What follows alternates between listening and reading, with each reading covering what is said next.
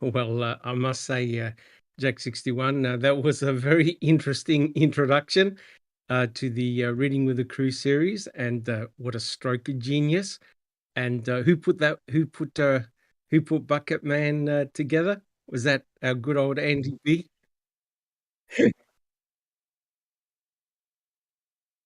I do apologize.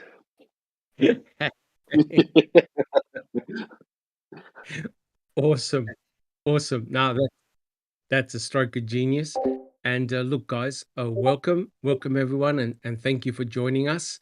We're going to be continuing the Reading with the Crew series in a second. First of all, I'd like to welcome everyone in chat for showing up. And wow, last week's podcast, Reading with the Crew podcast, for me, for everyone on the panel, and I'm sure everyone in chat, was an incredible game changer. Right, guys? It truly was an astounding podcast. And with Duke, our newest panel member, I'm not sure whether he can attend today, but I believe that he will be in chat, hopefully to answer some of your questions. But yeah, his input and his knowledge and wisdom into the case takes things to a new level. And his research and our research absolutely complement each other, and it's incredible. And we'll be continuing that today. But before I do, I'd like to welcome our fellow panel members who roll up all the time. I'd like to welcome Jack 61. Jack 61, welcome.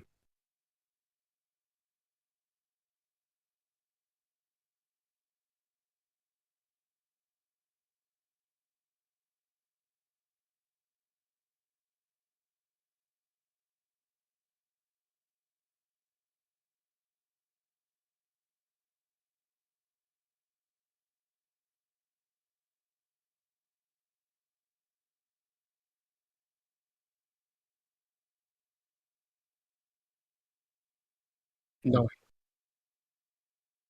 no.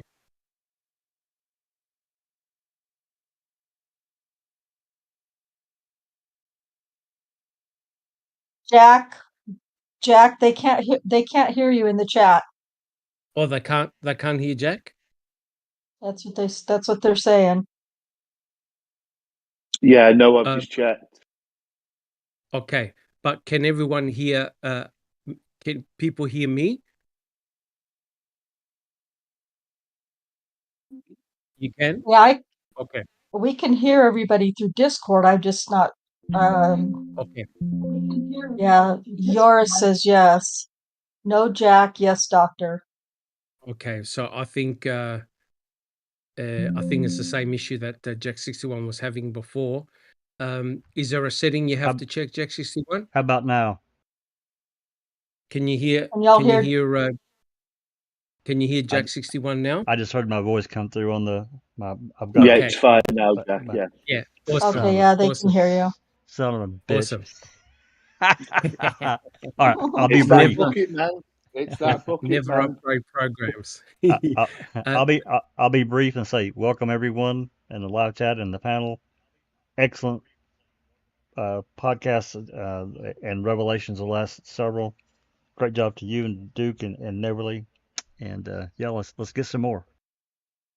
Fantastic. Thank you so much, Jack 61. And I love your background. I call that subtle persuasion. Yeah, I figured that we're headed into we're getting close to the time of where they actually destroyed the burn pit, so I thought this would be appropriate. Correct. That's called processing the crime scene Wisconsin way. Yeah, Wisconsin style. Yep. And next we have Neverly. Neverly, how are you coming along? Hello, boss. Hello, everybody on the panel. And in the chat, doing great here. It's a beautiful day, although a little bit muggy here in Neverly Hills. But hey, I can't complain. It's summer. Awesome. I'm looking forward to this episode, and I'm so glad to be here. I think I belong here. Yeah. You definitely do. And thank you so much for helping put this chapter together. To me, it has really been an eye-opener for all of us and a great game changer. It really, really has. And we continue the series. Oh, Fantastic. yeah. The pleasure is mine. Thank you so much, Neverly. Thank you. And next, we have the sound maestro and engineer, Andy B. Welcome, Andy B. Thank you very much, Doc, and hello to everybody in the panel and in the chat. And I'm doing okay, thank you, and looking forward to digging more into Bucketman and the burn pit, the grassy burn pit, no less. The grassy burn pit, correct. Thank you so much, Andy B. And thank you again for doing that little sound bite. I'm sure we'll play it throughout the episode. Awesome. And next we have Just Rhonda. Just Rhonda, welcome. Thank you, Dr. Silkman. It's great to be here. Looking forward to what's to come and mostly recovered from my trip to Oklahoma City. So it's good to be back and looking forward to what you guys have planned today. Fantastic. Thank you so much, Just Rhonda. And again, guys, I'd like to welcome everyone in chat. Neverly, do you see everyone in chat? Do you see the live chat? Yes, I do, Dr. Silkman. Would you like to call out who's Absolutely. in chat? Yeah. And Jack 61, can you put up the very first slide? Thank you. Thank you, Neverly. We have Crockett Thompson. Hello, Crockett. Lord Bucco. Who is this Dr. Silkman guy? I don't know. Ice Coffee is in the house. Our super mod Dark Side of the Moon. Our mod just Rhonda, which, by the way, Rhonda, I just figured out how to spell your name without any mistake. You know, English is my second language. It's R Honda. So yeah, now I can remember it. R Honda. So never mind. If you're a foreigner, then you can relate. If you're not, then you sound crazy. Yeah. Growing up, all the boys used to say, "Hey, Rhonda, can I ride your Honda?" And they just thought they were so clever. Thinkers, yeah. Thinkers. Then we have our staff, Joris, our Flying Dutchman, welcome. Gloria. Hello, Gloria. Colette, right? And then we have, that was Colette N. Hold on. Tony K. I remember you from last time. JD, welcome. I kind of remember you. You sound familiar. Just kidding. I know who you are. Angie Dickinson. Hello, lovely lady. Who else is here? Andy B. My goodness. We know that Bucket Man guy. Anthony Hills in the left corner. Justine G. She's a cremation tech. We like her opinions. We pick her brain. Our mod Jasna's Gaming, directly from UK, right? Correct. Mo's Call. Correct. Hi, Mo's. Good to see you. Anthony D. Graham Moss. Jeff Jones. Hello, Jeff. Dolly Vision. I don't know if that's a porn site or what. Hey, my friend Mark Kaz. Carol, hello. JJ Folk Jr. Sarge is here. And Nan's Life. Hello, my friend Nan's Life 7. Good to see you. Welcome. And Duke has joined us in chat. Oh, hello, Duke. How are you doing? Pete Moss. Hello, Pete Moss. Nice to see you. There's this J-Jax. He's everywhere. Kelly McCallion. And I think I called them all. I think that's it. And thank you so much, Neverly. And You're again, welcome. guys, thank you so much for joining us. And we have a new panel member who's just come in. I don't recall. How are you coming along? Doing well. Hi, everybody. Welcome to Reading with the Crew. Awesome. Again, guys, thank you so much. And as Jack 61 had flashed up the slide of Teresa Horbach, We're doing this for the memory of Teresa Halbach, who passed away at a very young age of 25 years old. And we do this for seeking justice and finding out the truth, what happened that horrible day in Wisconsin, and also to seek justice and fairness for both Stephen Avery and Brendan Dassey. And guys, the only thing that I say is all of us say here on Reading with the Crew, the team, is please be respectful for one another in chat. That's the only thing that we ask. If you have a question, put a little Q at the beginning and we'll try and read out your question at the start during the podcast. Jack61, can we have we do. We have the very first title slide. Great. Thank you so much. Well, look, guys, welcome to the podcast. And today we're going to be continuing with the Reading with the Crew series. As you know, if you've been following along, we have been reading chapter 14, Canine Noses. And I think Neverly and everyone else will agree, we have vastly expanded this particular chapter from John Ferak's book entitled The Wrecking Crew. Now, remember, these are his thoughts and his opinions, but all of us here on the Foul Play team, we recommend John Ferak's book. There's a lot of very important information, especially for those who are new to the case. It mainly focuses on Stephen Avery, touches a little bit on Brendan Dassey, but predominantly it talks about Stephen Avery and his trial. And if you've been following along, this is chapter 14, entitled Canine Noses. Today's episode, believe it or not, is episode 42. And in this chapter, we're doing part 19. So we've vastly expanded it. And I hope that you guys have found it really, really interesting and that you've learned a lot. We certainly have here, especially recently with the introduction of Duke to the panel and what he presented and his findings as well. It's just been absolutely awesome. We welcome everyone here. Thank you, guys. So if you like what we do, please subscribe. Put your DNA on the thumbs up button.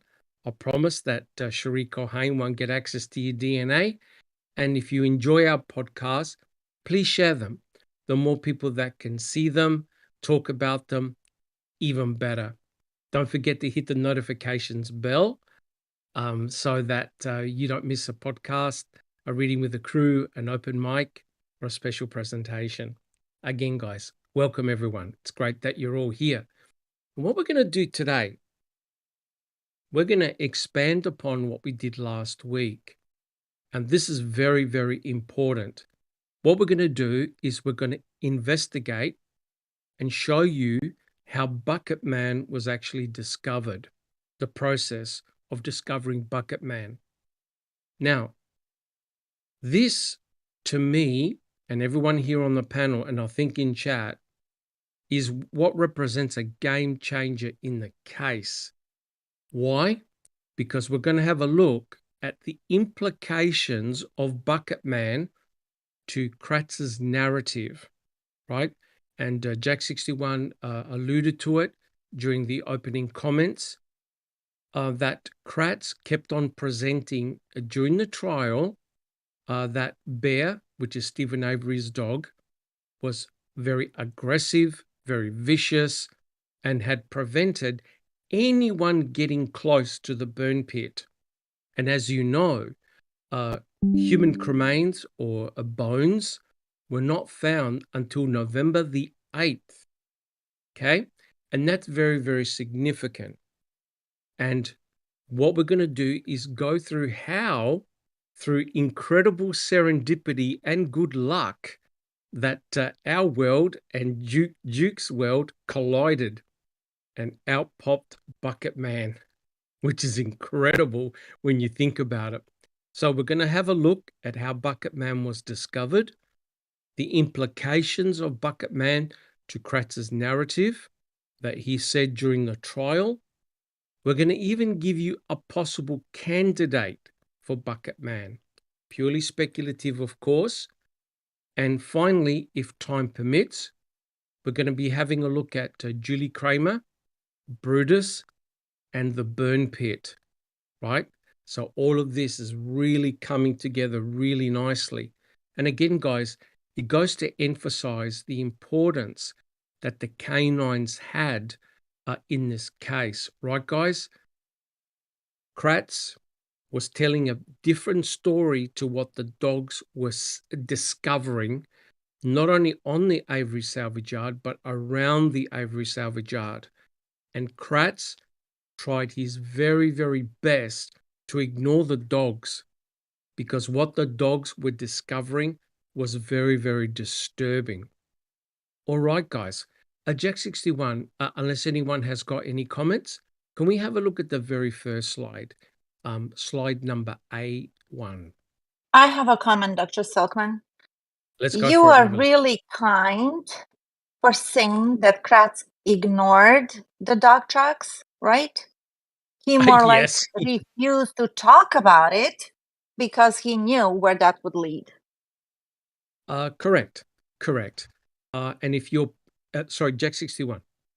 Yeah, just briefly, I think that we can honestly say that he was really more interested in burying the dogs, any information about the dogs, because they're really not talked about. If you look at the case as a whole, and the motions, pretrial, and all that shit, you're talking about 5,600 pages of trial testimony plus all the motions, and they're talked about such a tiny amount in comparison to the amount of time they actually were working this bucking case.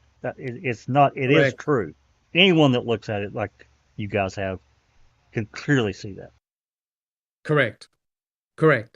There's no question about it. And this is the frustrating thing. The amount of information that was presented during the trials regarding the dogs was absolutely minimal. And now you understand why.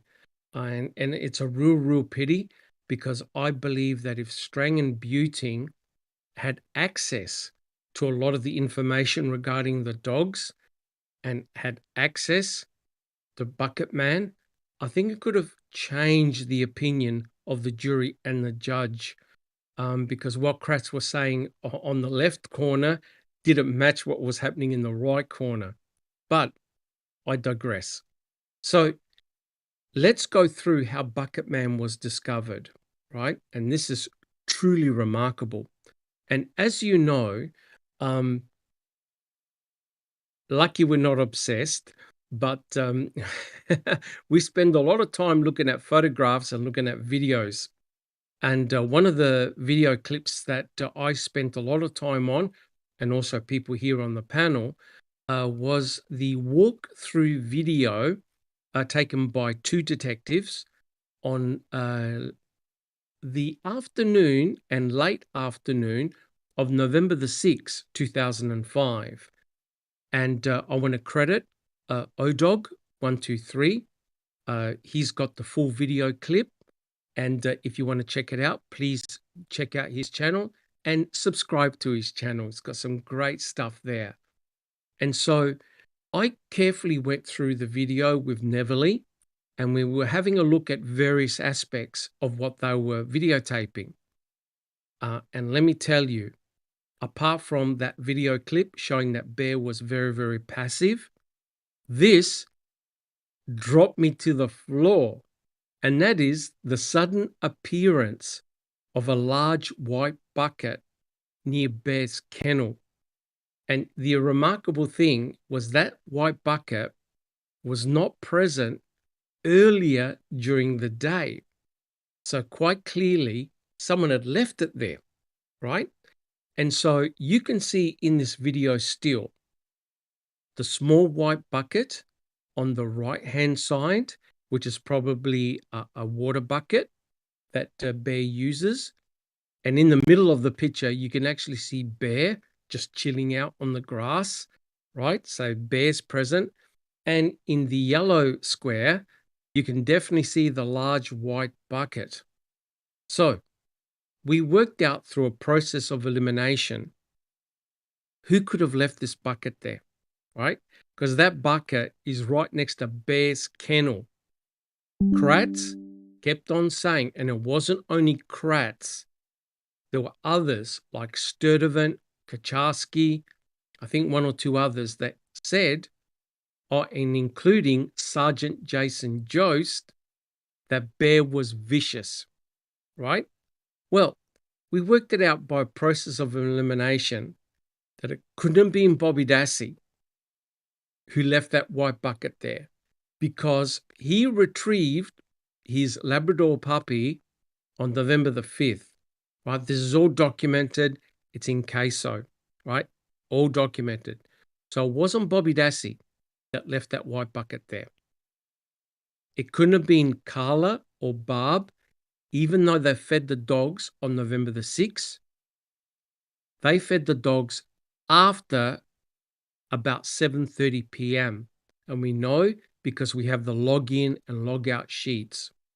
So it clearly wasn't Barb or Carla that had left the white.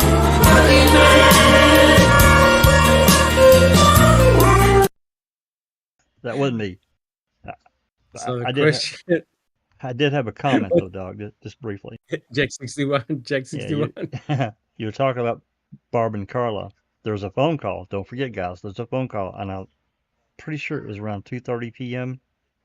Carla starts trying to get a hold of someone in authority to allow them to come feed the dogs. Even remove them. I guess it come up about removing them as well. This is one of the calls. There's actually more than one in this span of time. Where D.I. Shedder says, "What dogs? What animals? There's no animals here." Myself, are you kidding? Correct. Anyway. Correct. And that's incredible. And to me, that indicates that the dogs, all three of them, were not an issue at all. It didn't draw anyone's attention, right? And it's amazing that Carla was told, no, what dogs? What are you talking about? There's no dogs here. And clearly, they had no idea that there were three dogs, two that belonged to Barbara, and one that belonged to Stephen, right? Tied up to the near where the burn pit was. Now, so it's not Carla and it's not Barb that left the white bucket there. And we know that Sergeant Jason Jost, because we can check in his login and log out details, he allegedly fed the dogs on November the 7th. So it's not Sergeant Jason Jost who left that white bucket there. And so the question is, who could it have been? And what's obvious here, guys, is that the bucket was not left by a family member. That's the crucial thing. So someone had placed the white bucket there. And quite clearly, you can see that the white bucket was very, very close to where Bear was tied up. If Bear was aggressive, there's no way you're going to be placing a white bucket there, especially if Bear was able to charge, bite, snap. No way. So quite clearly, the presence of that white bucket there is very, very intriguing. So the conclusion is it couldn't have been a family member that left that white bucket. Guys, do we have any comments or do we have any questions from chat? How we're doing so far? We're all good? I don't see. Yeah, we look good so far. Yeah, I don't see anything. And Awesome. I have a guess as to who left it. Well, I have two guesses actually. I think we can. Well, I don't know. You probably found more. And I intentionally did not read the slides. I intentionally did not do that. But my guess Awesome. is it's Kaczarski or Yost, one of the two. But it could be somebody else. Yep. Interesting. All right. Now, the important point is what Jack 61 just said. On November the 6th, the same day that this video was taken, Kaczarski wrote up in a report and even said during the trial that both him and Remika attempted to search the burn pit, but they couldn't because of an aggressive bear. And in actual fact, Kucharski pulled out his gun and was ready to shoot Bear. Now, isn't that interesting? Kucharski is the one that said, "Oh, we tried to search the burn pit, but we couldn't. We couldn't get close. Bear was aggressive. I pulled my weapon on him." And then they decided not to search the burn pit. This is very important, guys, all jokes aside, because there were obviously people around the burn pit. No one had commented prior to Jason Jost. No one had commented about bone fragments in the grass, bone fragments entwined in wire, and most importantly, no foul odor. Jack 61. I feel confident in saying they didn't really know. I mean, they probably knew that the state troopers were taking photos, but I don't know how much they really paid attention to their activities by just going around snapping photos. But I think we can all, well, I think we all know, anyone that's really studied this case and probably other cases too, that officers often do not write their final report until days, even Correct. sometimes weeks later. Correct. And and in Andy's case, years later. Yeah, exactly. But yeah, his Correct. definitely gets into months. But I don't want to make any. Um, I don't want to throw something out there that I can't prove. But I really feel in this instance, it was a done deal. They had to make Bear aggressive, and this report was Correct. massaged. Correct. That's what I think. Correct. So I think there's good evidence of collusion, right? So basically, the officers talk to each other and they come up with an agreement of what they're going to say. That happens in every case, right? A form of collusion. And Duke made an important point in the chat. Welcome, Duke. That Kucharski himself is a dog handler, right? That's important. So he understands dogs, and he's a big lad. He's a big guy, right? And on November I think it was the 5th, he went around the salvage yard with a cadaver dog and another dog handler, right? So it's very, very interesting. Jack 61, are we able to have a look at the next slide, please? So we were wondering, who the hell left that bucket, right? And we're having a conversation, and by chance, Duke sent me this picture in a DM conversation, just out of the blue. And he made a very interesting comment. Neverly, did you have a comment? Yes, Dr. Silkman, Yoris had a Yes. question. He said, Yes. proving Bear is not aggressive proves what? It basically means to me that Bear being non-aggressive means that there was the opportunity to plant bone matter at the burn pit. It means that someone was able to get close to the burn pit without causing any form of alert or alarm by Bear. And that's important because we know one person was able to get very, very close to the burn pit on November the 7th. And that's Sergeant Jason Jost. Sergeant Jason Jost, as we know and we've shown, was at the Manitowoc County Gravel Pit and also in Redon's Quarry as well. Sergeant Jason Jost was also part of Search Team A. Every individual of Search Team A had a major finding. Well, they had they all had a major finding in this case. And that's why it's important to debunk the myth that Bear was aggressive, because quite clearly, you're not going to be able to plant bones easily if you have a lunging, barking, aggressive Alsatian dog.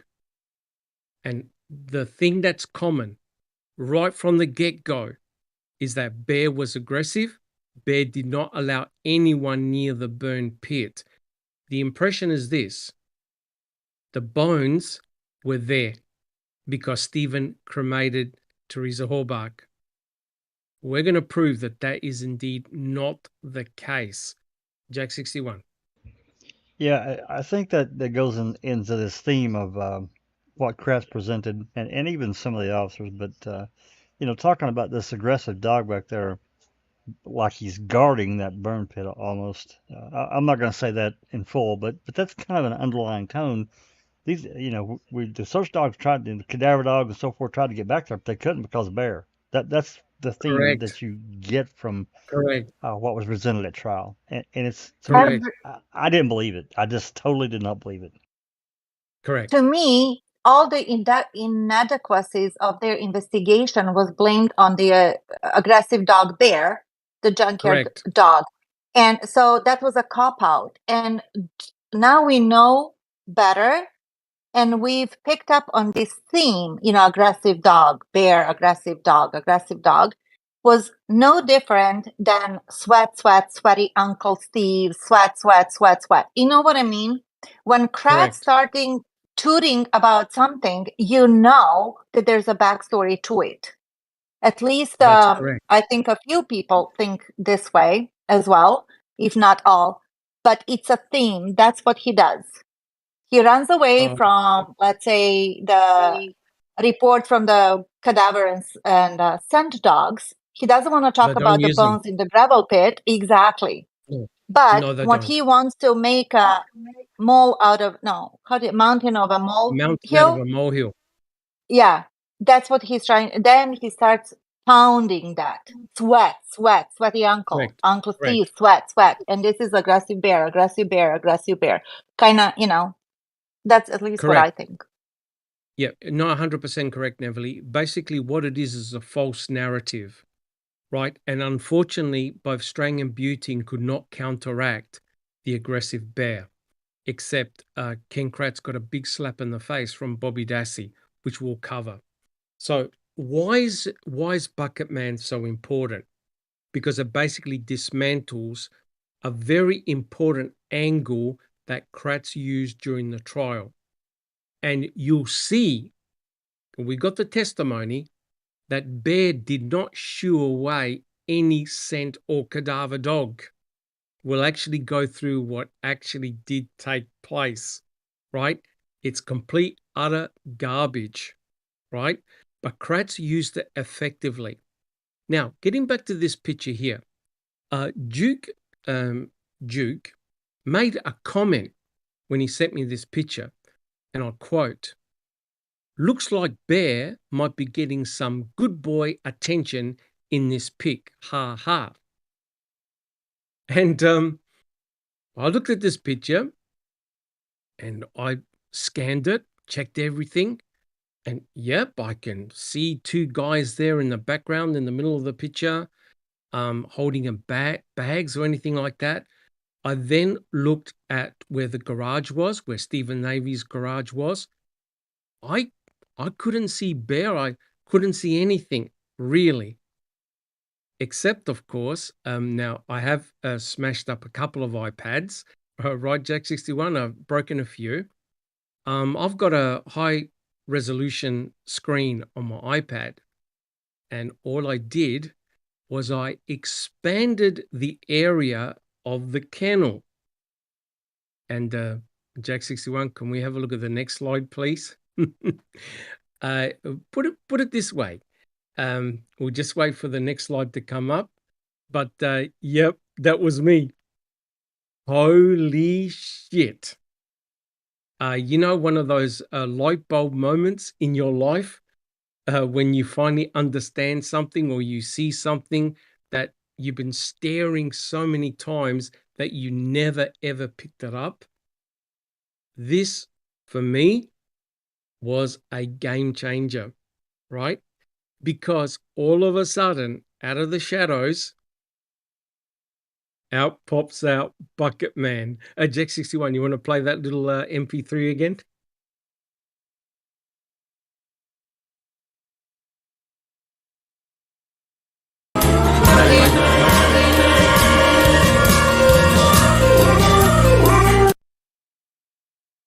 Correct. So Kratz kept on telling the jury that Bear was aggressive and wouldn't let anyone near the burn pit.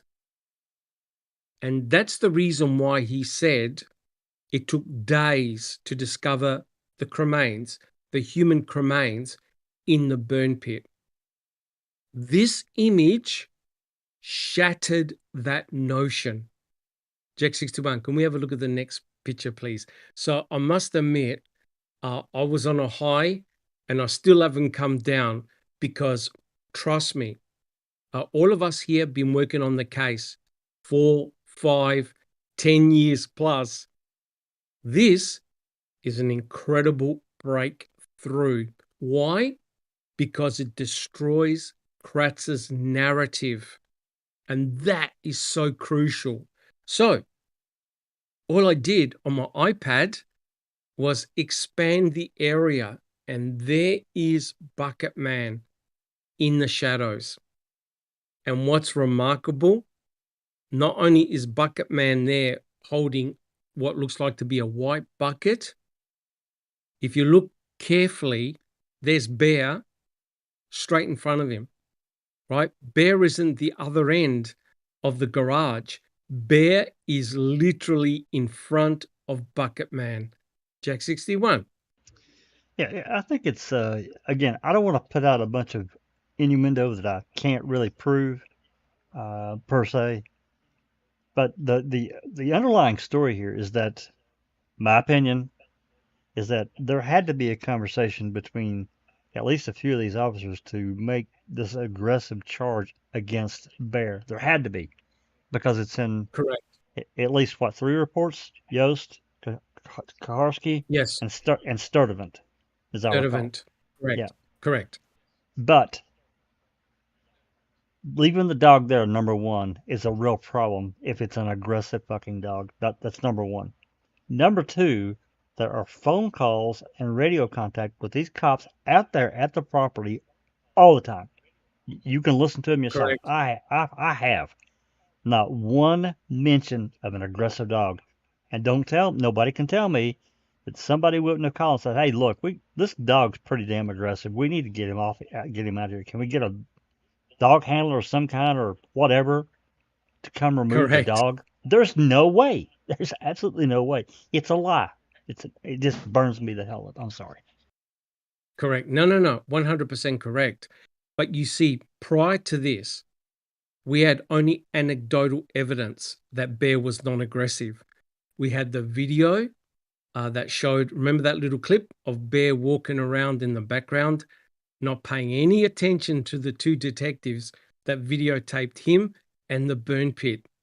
Bear paid no attention to them at all. Non-aggressive, right? So we had anecdotal evidence. But this is damning because this is direct photographic evidence of someone who's not a family member. That's the crucial bit. This person is not a family member and is literally within feet of Bear. And in this picture, you can actually see I've put in 2 images of Bear, and you can see that Bear is two-tone, a golden color and black. If you look at the picture where I've put Bear, you can definitely see the 2 tones of the dog. Bear is right next to Bucket Man. Neverly.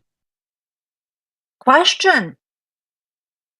Who was it? Grandma's in the chat says, why did the search dog not hit on the magic bullet in the garage 5 months later? Great question. Correct. Yep, correct. There was no indication of any hit within the garage. But yeah, why to didn't me, he hit? Because there was no idea. no trees on that magic bullet. That's correct. That's correct. At that time, Ida Mafel wouldn't have had any of Teresa's DNA on it. That DNA was added either deliberately or accidentally by guess who? Our good friend Cherie Cohen. Your ex-girlfriend. My ex-girlfriend, Jack 61. Yeah, just thinking back now, to be fair, I'm not entirely sure that any of the dogs were allowed inside the garage. That I don't know. I know that it was extensively searched. Kaczarski, Remiker, I think Lenken, Colburn, they extensively searched the garage. Oh, They absolutely. never ever saw a bullet. Correct. No way. Yes, I feel positive in saying it wasn't there at that time. Then that bullet didn't appear until 5 months Correct. later. I'm confident in that. So yeah, just to be fair, I just don't. I'm thinking to answer kind of Neverly's question, in my opinion only, of course. I don't think the dogs were allowed in the garage between the 5th and the 12th. I don't think they were. I haven't Yeah, seen a report. okay. They went Okay. around the garage. They went around the garage, but I don't think they stepped inside the garage. But they But don't have to step in the that's garage. They correct. would go That's nuts correct. if there was That biological material of Teresa decomposing body. that's including blood. They don't have to be Correct. there because the garage is, how deep is it? 12 feet? More? It's not 20 that feet? big. Yeah. It's not that big. So they would have. That's correct. That's correct. And in actual fact, later on in the podcast, we'll show you what Brutus actually did. Andy B. Yeah, I was going to say, didn't Loof sniff around in the garage and like kind of want to go in, or No, that was something? that was a trailer. That was a trailer. Right. He wanted to go in on the south door of Stephen Avery's trailer, and we mustn't forget that Teresa Horbach handed him an Auto Trader magazine, and if her scent was on that magazine, the dog would have picked it up. Yeah, right? I thought there was something about the garage as well, but I'm not 100% sure. I can't quite remember what was written in the report, but I thought Loof had kind of sniffed on the ground where the door meets the ground. Yes, and not only that, Loof went to the van, Barb Yunder's van, where Teresa Horbach had actually taken pictures. And when you think about it, that's remarkable that the dog picked up her scent at the van. Yeah. Jack 61. Cool. Thank you, Andy B. Thank you, Andy B. Yeah, Jack 61.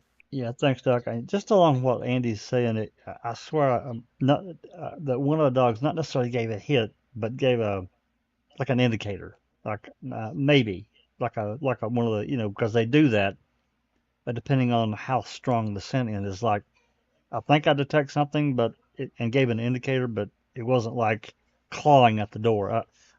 Maybe I'm just remembering incorrectly, or somebody's told me that, and I haven't. It's my fault. I haven't read enough about the dogs to confirm that one way or the other. Oh, correct. But the dogs work together with the dog handlers, and the dog handlers can tell whether the dog is going close to a source or going away from a source. The dog and the dog handler work together as a team, right? That's the crucial thing. So a handler knows whether the dog is getting excited, gives an alert, puts up its head, looks around. So whether it's going closer to a source or going away from a source as a negative hit. That's why they have to work together. Right. Yep. All right. So what can we tell about Bucket Man? Now, the important thing is to not overdraw the conclusions, right? That's the important thing because it's a low resolution image. But what we can tell, it's very likely a male. You can tell by the stature. It doesn't appear to be a female. The person is wearing dark clothing and appears to be wearing a cap. Now, you can blow up the picture even more. You could tell from the hairline that the person is wearing a dark cap. And they're holding what appears to be a white bucket. Now, this is truly remarkable because you now have a non-family member in the vicinity of a large, aggressive bear, right? So you've now got someone in close proximity to bear. Do we have any questions? Are we all good? So Jack 61, can we have a look at the next slide, please? All right. So this is amazing. So we know we have seen photographs. If you look directly to the left, we have seen photographs taken by Trooper Reese on November the 6th, early mid-morning, and there's clearly no white bucket next to the kennel. If you look on the right-hand side, you can clearly see a white bucket that's been left there, and that's a video still that was taken in the afternoon, late afternoon. So we know that Carla and Barb had fed Bear and their two dogs after 7 o'clock. So here there's still light. So it's clearly not Barb and Carla that left the white bucket. And the missing evidence that Duke found is here, Bucket Man, right? And you can clearly see this image was taken by Trooper Reese, November the 6th, and here we have a person in front of Bear near the kennel with a white bucket, right? And the important point is this: that person is not a family member, which means the conclusion you can draw is the white bucket was left by law enforcement officer. Now, this is mind-blowing because Kratz kept on saying there is no way anybody got close to the burn pit because Bear was aggressive. So to me, this debunks a very important part of Kratz's narrative during the trial. Guys, what do you think? Do you agree or disagree?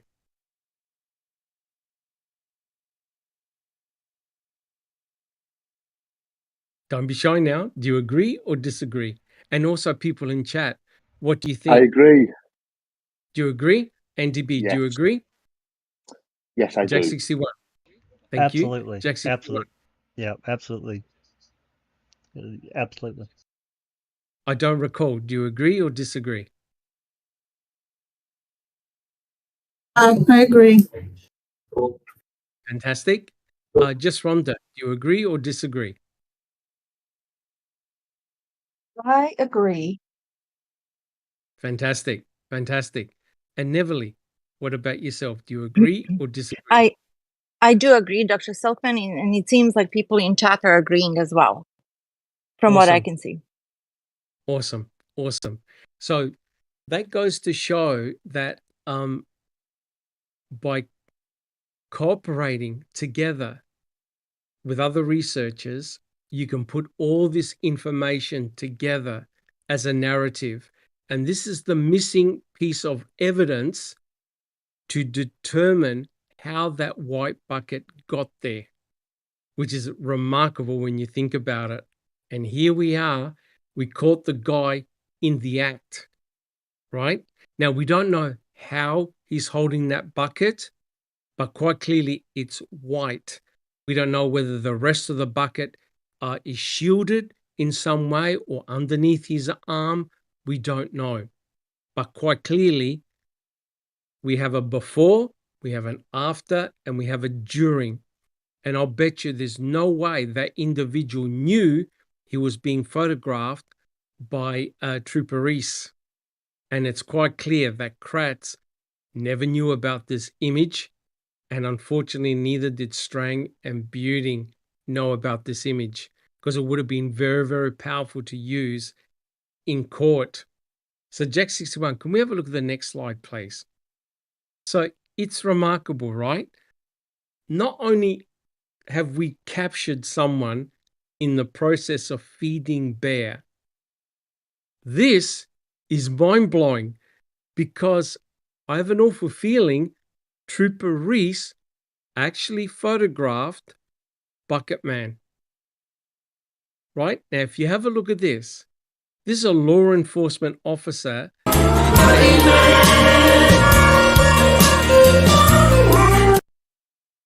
This is a law enforcement officer standing behind a Calumet County car.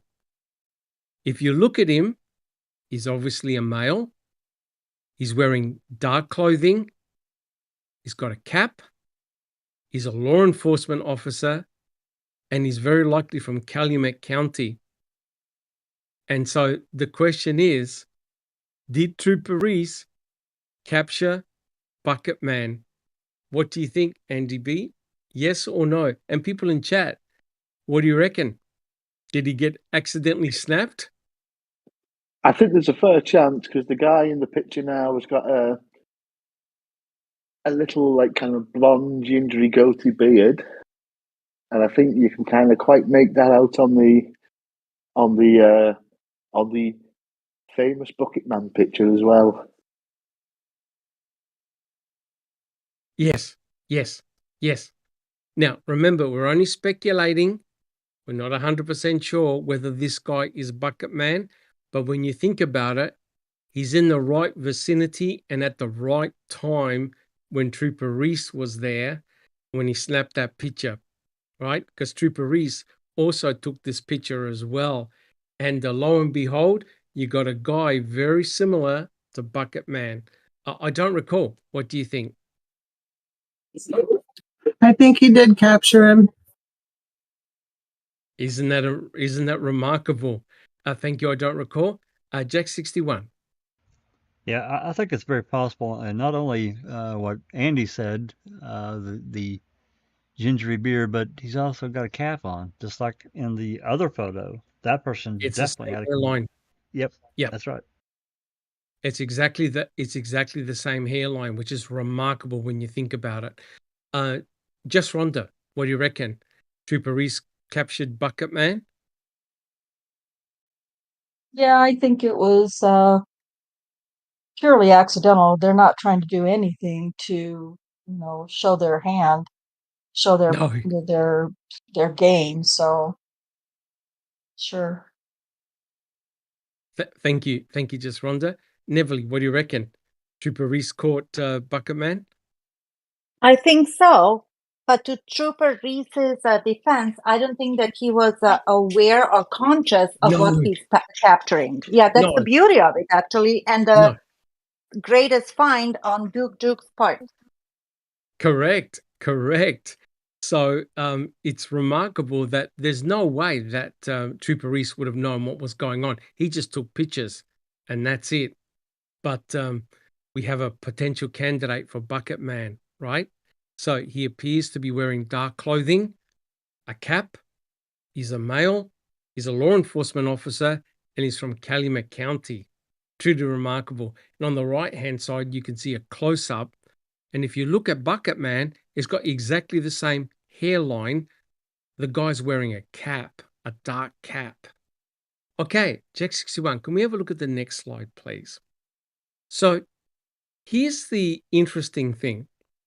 This photograph was captured on November the 11th, right? That's the day when they completely destroyed the burn pit.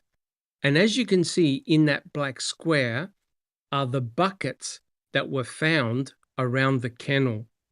And what you see is a large white bucket, a smaller blue one, and then towards the middle of the picture, you see a small white bucket.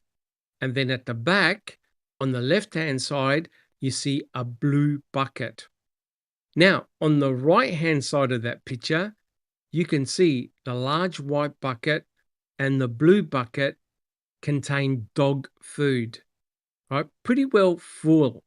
So it's pretty obvious that Bear had plenty of dog food, right? And according to the record, Bear was fed on the 6th, on the 7th, and on the 8th. So the dog had plenty of dog food. That begs the question, who actually told Sergeant Jason Jost to feed the dogs, right? That's interesting because remember, he said that Bear was so aggressive, he had to get 2 other fellow officers to distract Bear. And while Sergeant Jason Jost put food on the ground. And again, Duke pointed out exactly where the food pellets were on the ground. But that doesn't make any sense. All Sergeant Jason Jost had to do was look in the white bucket, because clearly he had to get the food, right, guys? He had to get the food. So if you looked in the white bucket, or even in his kennel, Sergeant Jason Jost would have seen that there was plenty of food for Bear. There was no need to feed him. So guys, was that just a story for Sergeant Jason Jost on November the 7th to plant bones? Was that the ruse that he used? Because remember, Jack 61, remember, guys, when the officer phoned him asking him to write a report, Jack 61. Yeah, that was simple. Requesting that Jost write up his activities on the 8th with him, because his says he's an arson investigator, which I'm sure was Sturdivant, wanted reports from everyone that participated. I'm not sure that it could have happened on the 7th. It could have been a ruse. It's very possible. I'm just reminded of how long Yost worked that day, the 7th, right? He started Yes, around 8 something. I can't remember exactly what time he signed into the yard. There's 8 something, and he didn't leave till almost midnight that day, 11:43 or something. I think he signed out. And of course, we all know what happened with Cuss Road, and he was over that correct, direction with other dog correct, handlers that you pointed out on the log sheets. So correct. He what? he was at the Manitowoc County Gravel Pit. He was Yep, at Redon's pit, yep. and Lord knows where else he went. Well, he's with Search Team A that Search Team discovered A. the disturbed Earth. That's My correct. feeling has always been something happened that night after dark when prying eyes weren't really watching. I can't prove that. That is speculative, completely speculative. But I think whatever happened, it definitely happened sometime on the 7th, whether it was early afternoon or later in the evening. I definitely think that. Correct. Correct. But you have to admit, if you go under the guise of carrying a bucket Oh yeah, and you're saying, I'm feeding the dog, that's right. so I'm going to go in this area here, no one's going to question you, and no one's going to question a law enforcement officer, correct? Well, nobody's going to care. It's like, yeah, you go ahead and take care of the dog. Thank you. Correct. 100% correct. So so the point is that there was an avenue open to plant bones, to plant cremains. And if you look at the timing of it, right? If you look at the timing, you've got the finding at Cuss Road. And then one day after, Sergeant Jason Jost finds the first bone fragment in the grass near the burn pit, where no one saw nothing previously. No dogs went crazy, right? And no one saw any pile of cremains in the burn pit. So the common factor here is Bucket Man leaving the white bucket, followed by Sergeant Jason Jost one day after. And then on the 8th, you've got all the finding of the cremains, right? So how could Sergeant Jason Jost have that opportunity? The answer is Bear's not aggressive, which meant that Sergeant Jason Jost was able to get in close proximity to the burn pit. And here's a very important clue. Who's the first person that you know that said about Redont observing a fire? Who was it? Pick In a me. report. Neverly. Joe's the ghost. Jost. Remember what Jost wrote in his MTSO report? He stated, I started to put all this together, and there was talk about Redont sting of fire. So guys, put it this way. If you were to plant evidence against Stephen, you've got a perfect opportunity now to bring everything to Stephen's burn pit. Why? Because you have an independent observer, Josh Redont, who said he saw a fire on October the 31st. So you've got an independent witness. So think about it. Remember what Susan said a few months ago? If they found cremains at the Manitowoc County gravel pit or at Cuss Road, why didn't they try and blame it on Stephen? And the answer is no one saw Stephen there. No one saw Stephen light a fire, but they did on his own property. So hence, you open up an opportunity to bring the cremains back. Jack 61. I now have to wonder because I always kind of blamed Kaharski and Colburn and Link finding the key as the reason that Kratz said you need to get these guys out of here. Now I got to wonder if he's now also saying, where'd these freaking bones come from? You guys have been there for 2 days. He's not a dumb guy. He's not a dumb, no matter what we think about Kratz, he's not dumb. Now I wonder if he's Correct. thinking, what the hell's going on here? You guys have been there for 2 days and you didn't see these bones? What's going on? Correct. I don't know. And hence, Jack 61, that's why he had to invent the narrative about Bear being aggressive, right? And Yeah. he's going, well, these, good fellow officers, they couldn't find the cremains. Why? Because it was a large, aggressive German Shepherd. And the Bucket Man has just dispelled that myth completely. Jack 61. That's exactly right. And exactly. I really can't add to that. That's perfectly well describes it. Thank you. Thank you. Now have a look at this. Can we have a look at the next slide, please? Now, it's a pity that a slide like this, one of them, couldn't have been shown in court because this would have blown minds.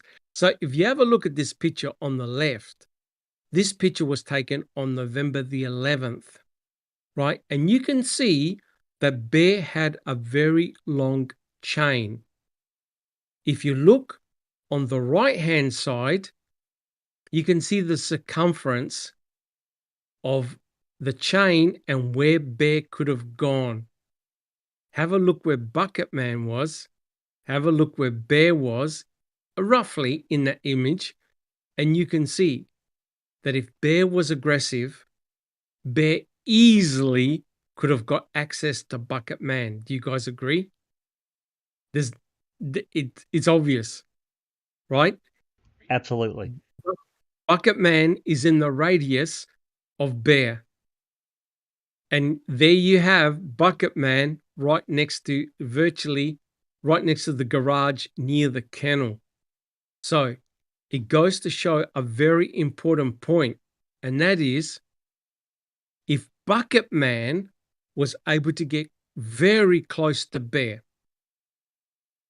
then how come Sergeant Jason Jost couldn't 1 day later? Can anyone answer that question? Neverly. No, but I do have a question afterwards. Okay. So the thing is, this diagram absolutely blew the concept, and there's more, out of the water. And that is, if Bucket Man was able to get close to Bear, why did it take Sergeant Jost, two fellow officers, to have the guise of feeding Bear by dropping food on the ground because Bear was aggressive? Clearly, that's complete, utter bullshit. And Neverly, do you have a question? Pete Moss, our friend Pete Moss, has a question. If Joe's planted the bones in the burn pit, how do you suppose there was bones found in burn barrels 2 and 4? Thank you, That's Pete. very, very interesting. That's very, very interesting. And I think our good friend Duke is going to be doing a presentation about the burn barrels. The only thing I can say Two things. One, the primary burn site was not the burn pit. That's what I 100% agree, that Teresa Halbach was never cremated in the burn pit. Secondly, a Brutus hit on 2 Yunder burn barrels on November the 5th, the night of November the 5th. But we don't know what the scent source was, what he alerted to. Could be human blood, it could be human tissue, you don't know. That's the problem. So, you know what the state said about Yunder burn barrel number 2? That Stephen picked up the 3 or 4 large bones, walked over to his sister's burn barrel, and decided to drop the bones in Yunder burn barrel number 2. But Duke, I think, will be doing a presentation on the burn barrels and look at the shenanigans that went on with those burn barrels. Because you're correct.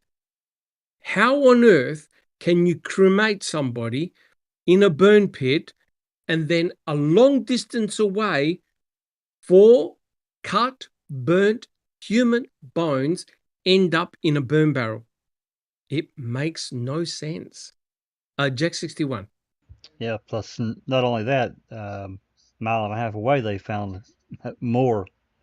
But Oh yeah, and to add on to this photo, this is the 11th, and of course we have the animation thing that Trooper Austin did. But we have to remember November 6th as well. He's walking around taking photos of the property. And remember, guys, there are photos where Trooper Reese is literally standing right beside the burn pit. And Bear didn't give a shit then. He didn't care. Reese correct. didn't say anything about the dog being aggressive that I can remember. That's right. He never wrote anything like that in his report at No. all. So can you see that through logic, serendipity, and collaborative research, we've destroyed a very important tenet of what Kratz said in court about Bear being aggressive. And that's remarkable. So you can see that circumference of Bear's chain. Anybody that is in that vicinity, Bear would have charged at if Bear was aggressive. So, Jack 61, can we have a look at the next slide, please? If you can, guys, excuse me for a couple of minutes, I've got to go. But if you can continue, Neverly, do you see that slide? Do you see the slide? I do. Yeah. Are you able to read it? And I'll be back in a few minutes. This, Yes. and discuss this, and even in chat, this is what Kratz said in court. I'll be back in a few minutes, guys. Thank you. Okay. This is Kratz's opening statement in Stephen's trial. Now, this next picture is particularly important because it was taken before any processing begins. There's the burn area that we're talking about. That's the burn area that contained the obvious human remains. You will see and you will hear from the officers who were at the scene that this burn area from the first night was guarded by Mr. Avery's German Shepherd. I believe his name was Bear. But this particular German Shepherd, not of the friendly sort, did not allow law enforcement officers to get close to this burn area, did not allow any of the canine help that was out there to get close to that area. And any time, law enforcement even got close to the burn area, Bear made sure that they were shooed away. Okay. So this is exactly what we were talking about. Why do we see aggressive dog, Bear, aggressive dog sitting there, whatever? This is why. And we were smart now. We caught on to Mr. Kratz and his spewing of the lies and manipulating everything. And it just spelled out over here. He said that this particular German Shepherd would make sure to shoo away the law enforcement when they even got close to the burn area. In other words, it's all bullshit. There was nothing there. Rant over. Yeah, well, no, I think I think you were perfectly right. And as Doc said earlier, and others I'm sure have said it as well, Kratz had to cover as the reason why no one saw anything in the burn pit for basically Friday, well, the 5th, afternoon of the 5th, all day on the 6th, all day on the 7th, and until whatever it was, midday on the 8th. So basically 3 days. Nobody saw shit because Bear's back there chasing everybody away, and it's a lie. I've always known it's a lie. Just couldn't explain how that worked. Exactly. And just think about this.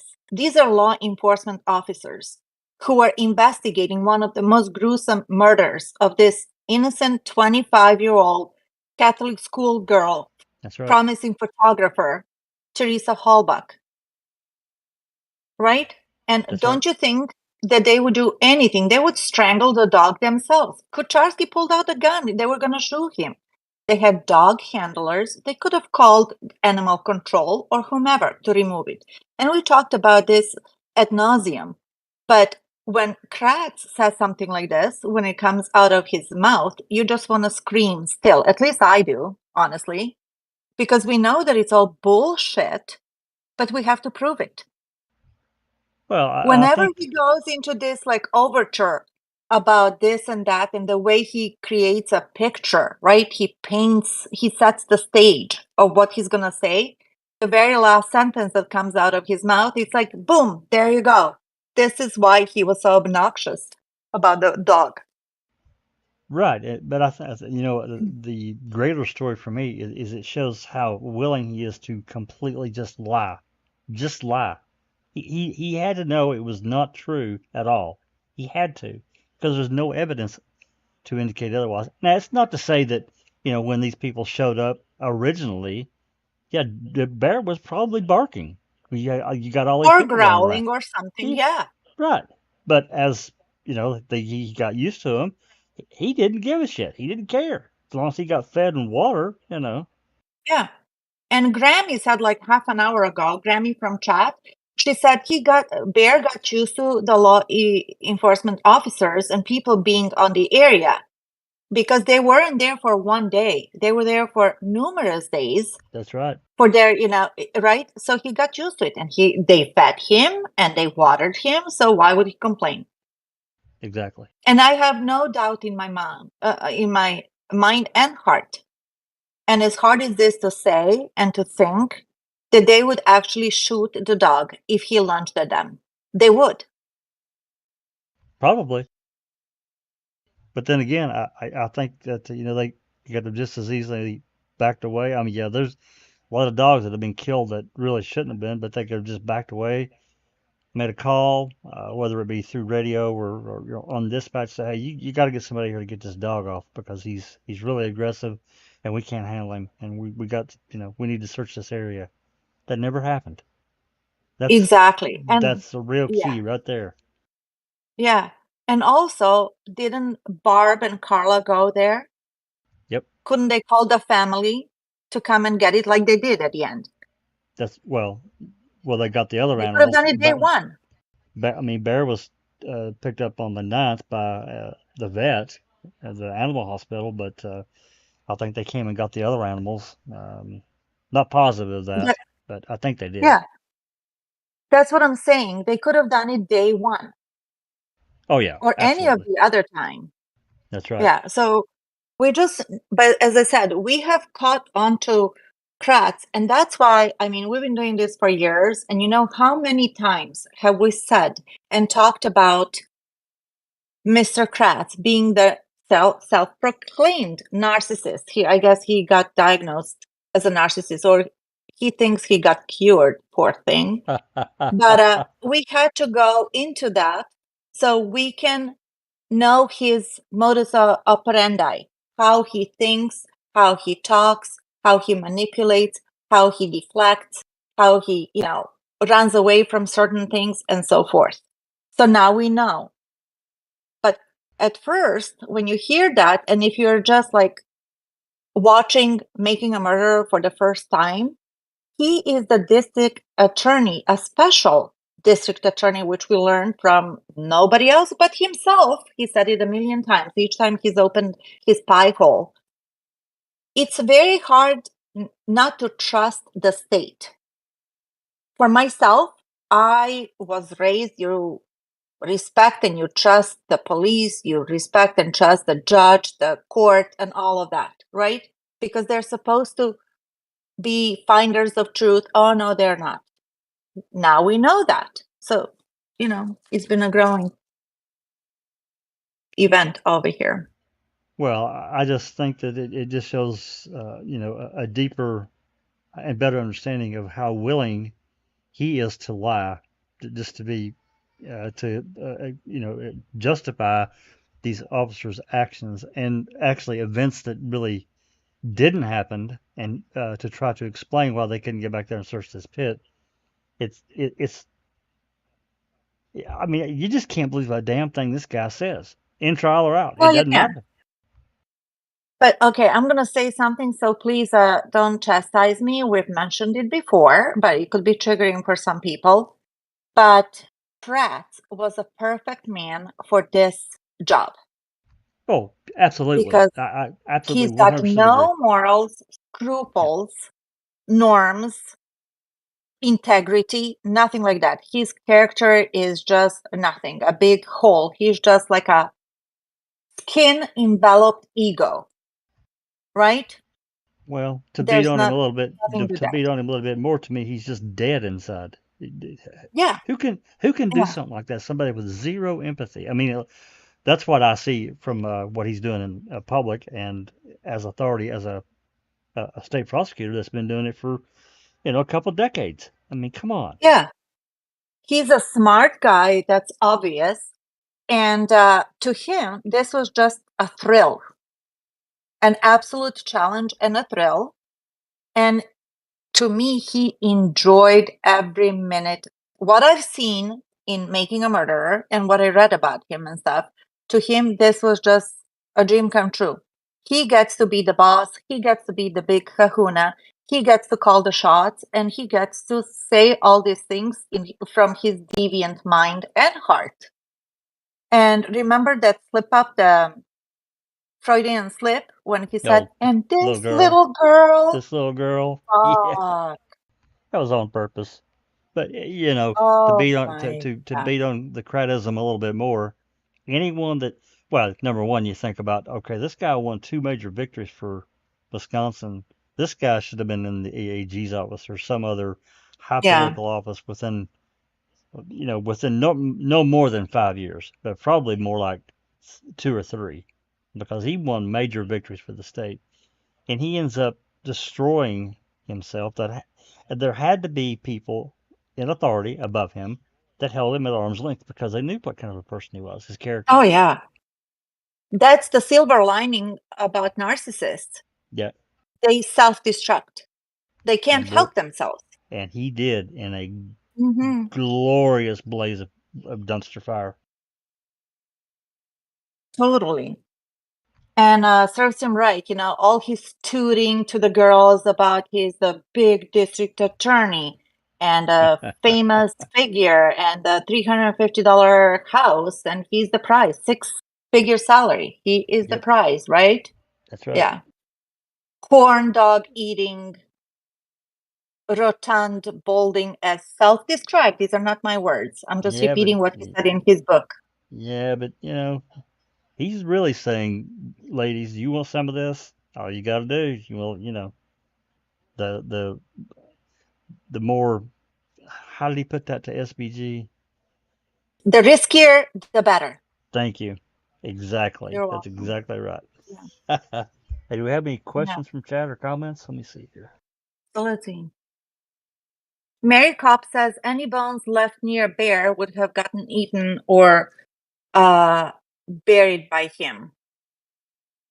Nan's Life says he isn't even an attorney any longer, yet he was flapping his lips at Brandon's hearing a few years back. Oh my God, that was so calculated and so brazen. I was going to say bold, but it's actually brazen for him to do that and try to steal the thunder, soaking up all the media attention by going on a media rant. He's disgusting. And I agree, Nan's life. Yeah. Grandma says he expected this case would make him one of the best prosecutors and end up a judge. And you know what? He was counting on that. That's why he had that pure hatred for Stephen, because actually Stephen stole the spot. Not him, but That's Stephen. right. Hey, I've got a reply from Nanslov for her comment. This is what I think. Actually, I got a couple of comments, so pay attention. Yeah.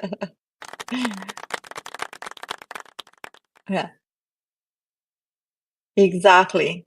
And we can just, what we can do, we can thank again those two ladies who were doing their studies and who moved from New York to Wisconsin and spent 10 years there dealing with a Wisconsin way of living, way of thinking, the court system, the law. And my God, one of them, I don't know which one, whether it's Laura or Moira, actually has a law degree. So she knew how to navigate. I think it's Laura. And how to deal with cracks, because they were in full correspondence with everybody, asking for permissions, asking for compliance, asking for participation. They knew how to do that because Kratz didn't actually, he wanted to ban them. Didn't he depose them? Correct. Oh, well, Hey, he wanted all their information. Yeah, he wanted to stop them. He tried to steal their footage. Yep. Correct. Look, thanks, guys. I do apologize.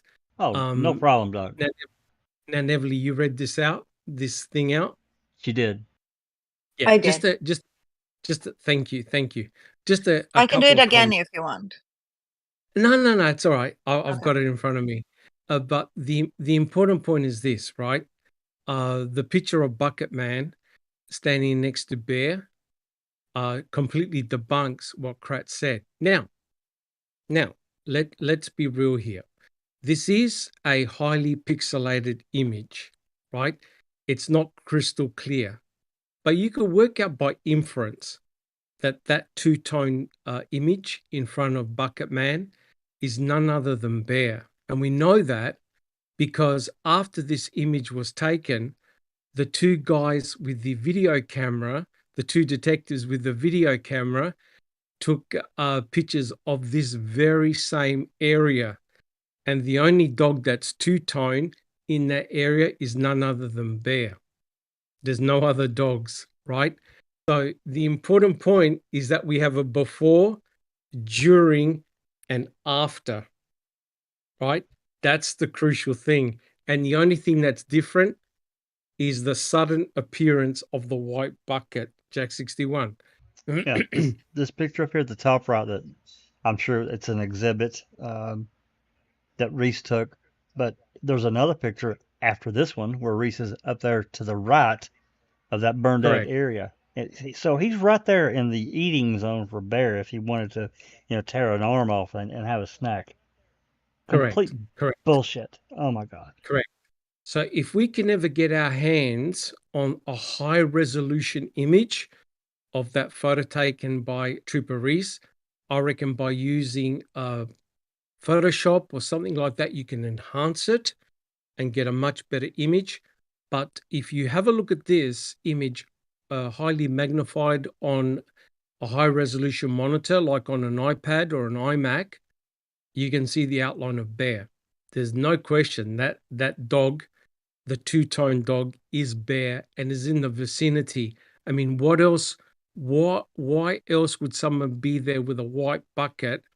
And in the end, we know that what's in the white bucket is nothing but dog food, right? Clearly, by inference, it's got to be Bear. Do we hope to find a better image? I hope that we do. If we can get a high resolution scan of that image, there's no question about it.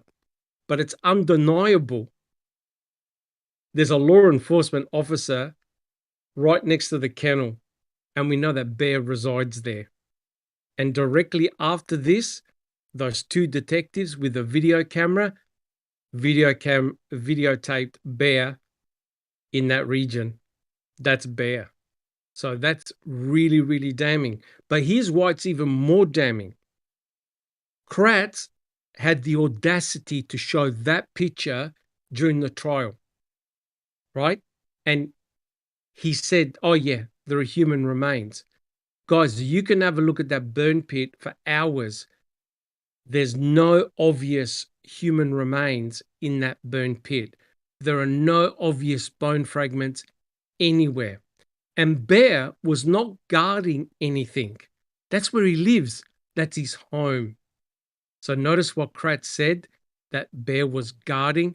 The impression that Kratz was trying to give was that Bear was guarding Teresa Horbach's remains, and hence no law enforcement officer could get near the burn pit. Jack 61. That's exactly right. He was trying to give that impression and descriptor that Bear had been instructed to guard this burn pit, which is complete bullshit. Anything this guy says, you can't trust it at all. You just can't. Correct. And it goes to show that Bucket Man proved that Kratz was clueless. Kratz had no idea of Bucket Man. Guys, would you agree? He had no idea that Bucket Man got photographed accidentally by Trooper Reese. Oh, Jack 61. I totally agree with that, dog. No idea. And what did we say several months ago on this podcast series? The photos by Trooper Reese are going to be exculpatory for both Brendan and Stephen. And Bucket Man goes a long way, right, Jack 61? That's right. Right, guys. Bucket Man goes a long way to dispel a very important motif used by Kratz, and that is, hey, no one could get near that burn pit because of the dog. We now know that's not correct. Jack 61, are we able to have a look at the next slide, please? Comment over here, Dr. Silkman, sorry. Yeah. B.W. Haggy said, you have more chance of seeing Bigfoot in the photo than bone fragments, right? Correct. 100% correct. Now, here, if Strang and Buting had shown the following sequence, it would have been party over for Kratz. So, by chance, two detectives did a walkthrough on November the 6th. They went in Stephen's house, garage, and they videotaped the burn pit. And you can see, and we've seen it many, many times, you have a very passive, uninterested bear, walks up, walks back, totally pays no attention to the two detectives. Now, here's the kicker. Those two detectives happen to be in the zone where Bear can reach. Guys, would you agree? If Bear wanted to get to them, he could easily do so, right? Because the chain was long enough. Long enough. He had actually a lot of room to go back and forth. A very long chain. Jack 61. Yeah, Bear could have had a double snack there, a couple of, whatever body parts if he wanted to gnaw on somebody. He could have easily got right there where this still is from, easily. Correct. So the law enforcement officers were within feet of Bear, and there's no other dog but Bear in that region. Now, the dogs belonging to Barb, they were chained up near her garage. So there's no other random dog walking around this area. The only two-tone dog in front of Bucket Man is Bear, right? So we have video evidence to suggest that Bear is non-aggressive.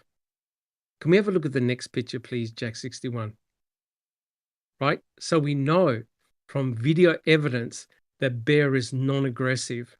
But furthermore, we have photographic evidence by pure fluke and by pure genius by Duke, who discovered the presence of Bucket Man.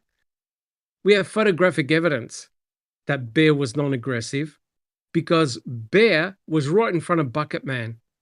So we have two pieces of evidence, video, photographic, but we can do one step better. Kratz asked Bobby Dassey this question. Just Rhonda, would you like to read? Do you see the slide? Just Rhonda? Yes, I do. Yep. Andy B, do you see the slide as well?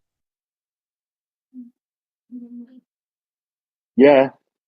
Okay. Just Rhonda, can you read Kratz? And Andy B, can you read Bobby Dassey? Pay close attention, guys. You bet. Question. I don't know if you're able to answer this, Bobby, but I will ask you. What was Bear's personality or demeanor like, if you know? Do you know what I'm asking you? Wink, wink. He was really calm and loved playing fetch with all those police officers that were there for that week. He really loved it. So, guys, can you see? Sorry, Jack 61, can you see? We have cornered Kratz at his own bullshit. We have video evidence, photographic evidence, testimonial evidence that Bear was non-aggressive. Guys, that's the best evidence you can ever get. 3 independent forms of evidence. Now, wait for it, just Rhonda. What do? We corroborated all the evidence, right, guys? We corroborated it. So imagine, sorry, just Rhonda, did you have a comment? No, I'm good. You're going to kick my butt at the end, right? So this is incredible. Kratz said Bear's aggressive, no one could get next to the burn pit. Imagine if Strang and Buting had presented exactly what we just presented now, right? It would have been very, very embarrassing, right? So that's the way you do research. You debunk and demystify what Kratz said during the court. But we can do one step better. Jack 61, can we have a look at the next slide, please? Because I have an awful feeling we have a candidate, a very strong candidate for Bucket Man. Jack 61, you want to play the little MP3?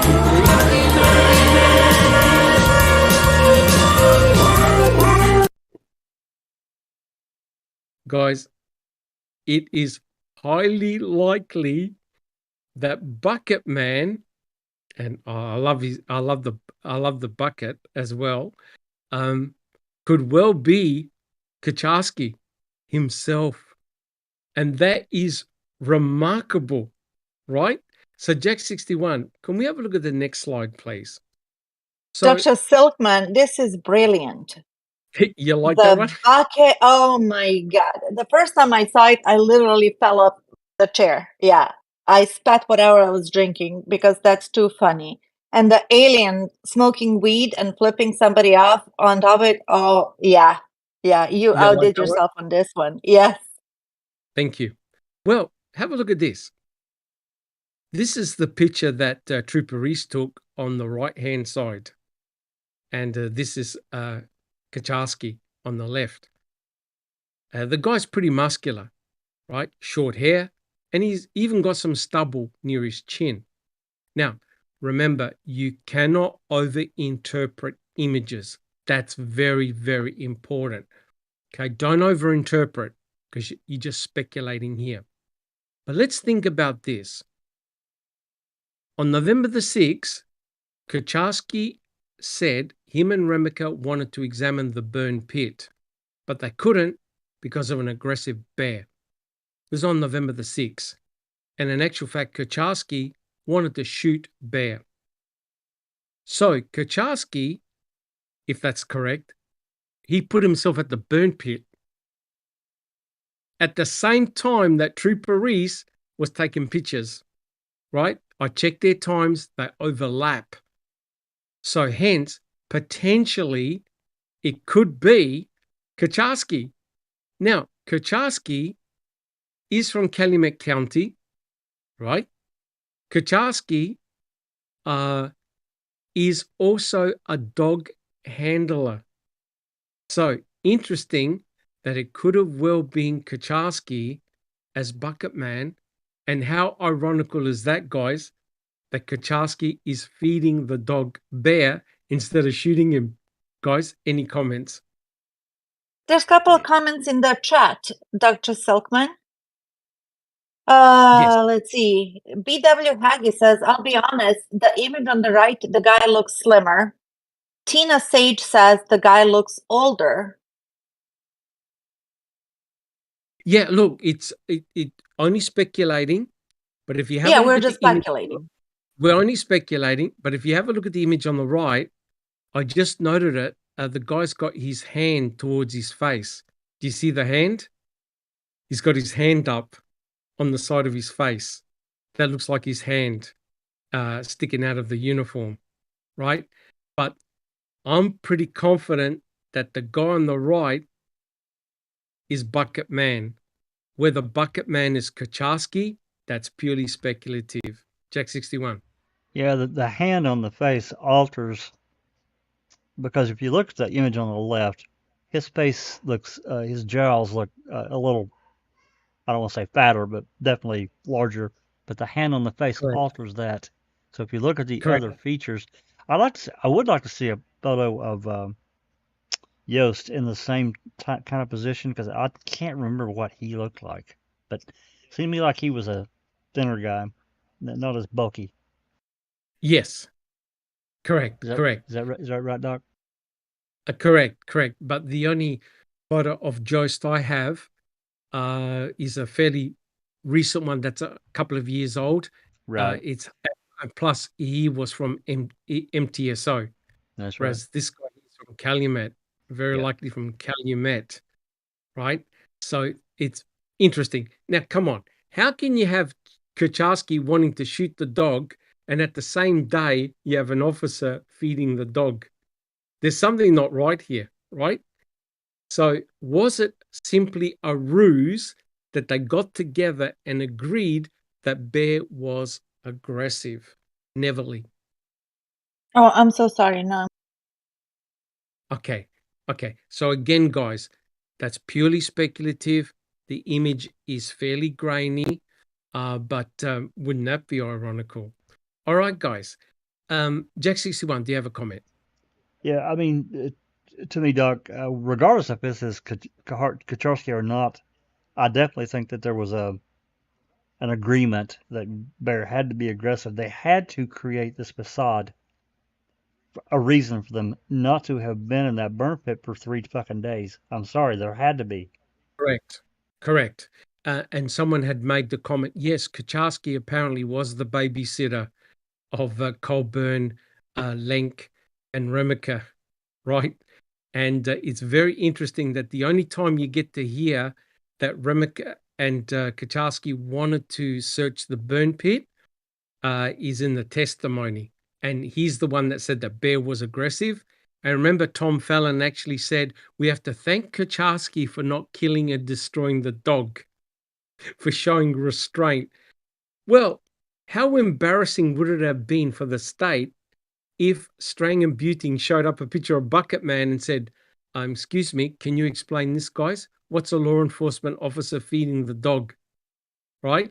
So it goes to show the jury and the judge only got to hear what Kratz said, right? And Strang and Buting would not have known about Bucket Man, right? So Jack 61, can we have a look at the next picture, please? I've got a couple of more slides to do in this podcast, and then we'll call it quits. I don't want to rush it, and I'm hoping that maybe next time that Duke can come on and start giving his presentation on the burn barrels, because the stuff that he did on the sifting was incredible. So if you have a look at this, right? I don't recall. Do you see the slide? We'll just wait for I don't recall. Do you see the slide? I can't see it very well, but I'll try. Can you just read? Can you just read what's in blue? Just what's in blue. Okay. Yeah. George said that I had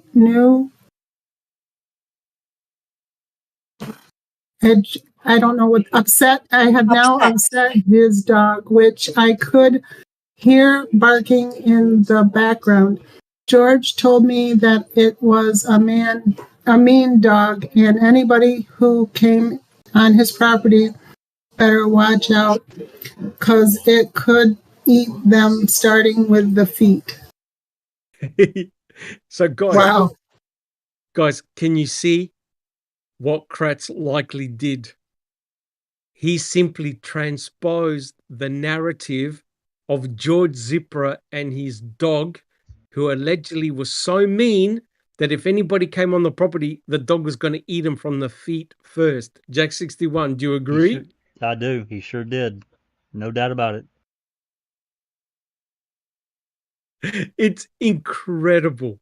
So these guys, Kratz, obviously would have read the CASO reports and thought, how are we going to explain how no one, with all these people on the property, they never discover the bones until November the 8th?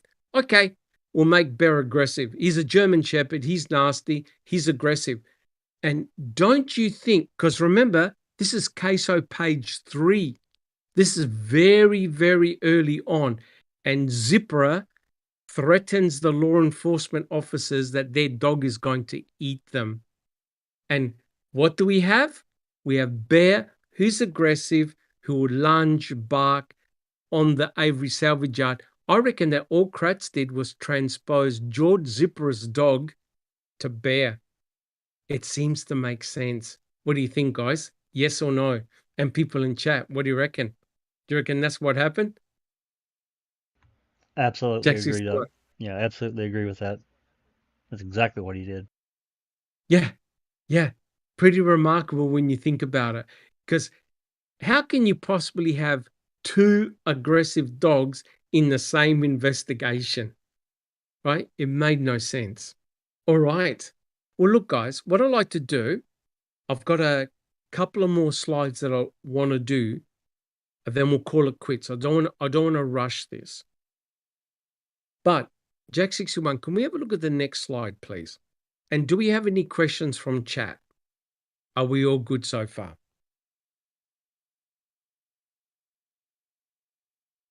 We all good? Yeah, I think we look good. Okay, awesome. Now, this is very, very important. The only person who got called to the trial and questioned was Julie Kramer, right? She's from Great Lake Search and Rescue, and she was the dog handler of Brutus. And Brutus is a cadaver dog. A cadaver dog detects human decomposition. Note, a cadaver dog is not specific for Teresa Hallbach, but detects human decomposition, right? Now, I want to talk about the events of November the 5th, and you watch how crafty Kratz was. Now, Brutus and Julie Kramer were called onto the property, the Avery salvage yard, in the afternoon of November the 5th.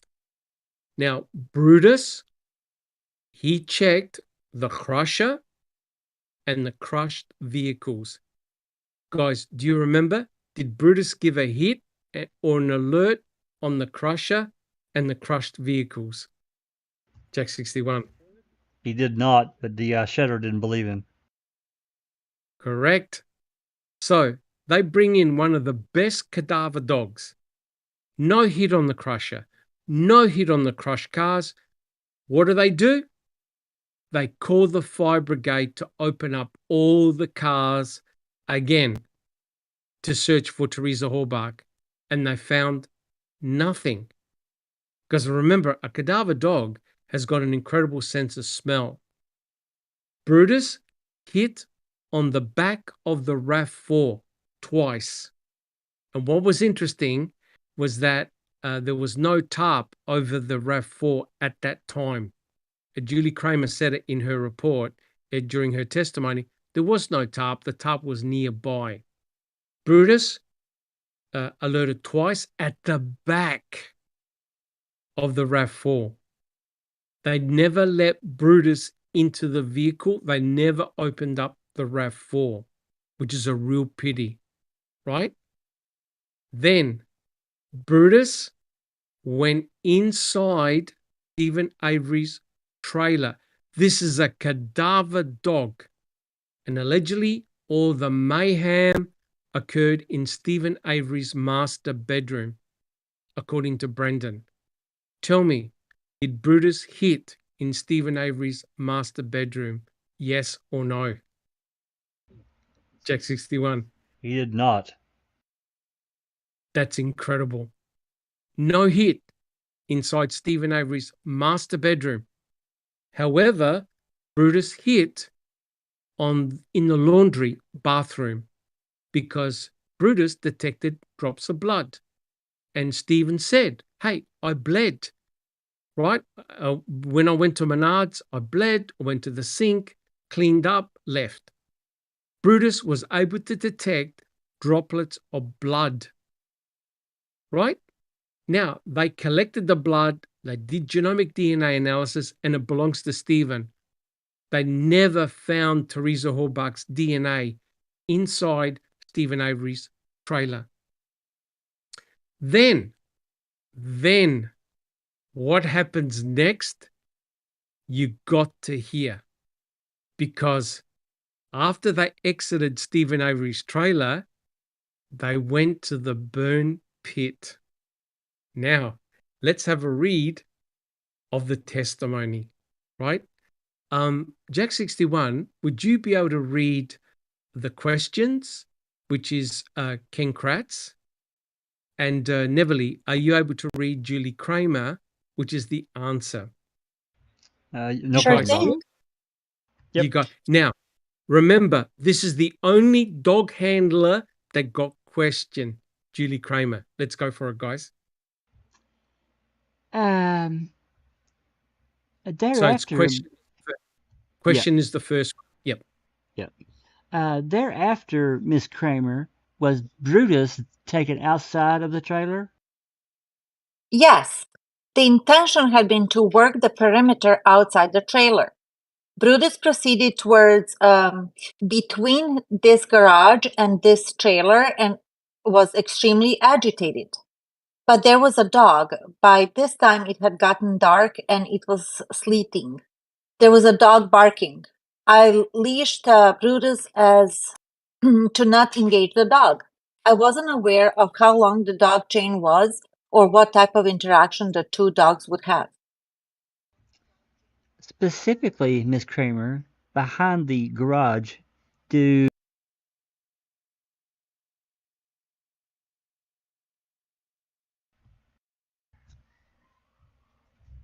you see a darkened area on the photo of exhibit number, what is it, 867? Yes. Could you point to that with your laser pointer, please? Did Brutus ever, or was he allowed to ever, search behind the garage in that area? Not that evening. The marker that I used was this white tank. Go ahead, Dr. Silkman. Notice what she said, not that evening. Yep. Right? Keep that in the back of your mind. The marker that I used was this white tank. He was at that tank and was barking. But beyond the tank, I couldn't tell where the German Shepherd reached. So I called him back to me and I leashed him at that time. Then what he did is he ran. He was pushing to go this way and he actually ran kind of back in this direction towards another dog. Miss Kramer, I'm going to show you what's been received for identification as exhibit number 50. Do you recognize that dog? That would be the dog that I believe that was barking at us that night in the dark. This area was what appeared to be burned out area. Was this dog near the location that is seen in Exhibit 50? From my recollection, that's very similar to where the dog was located. If I'm oriented to this picture, the white tank would be somewhere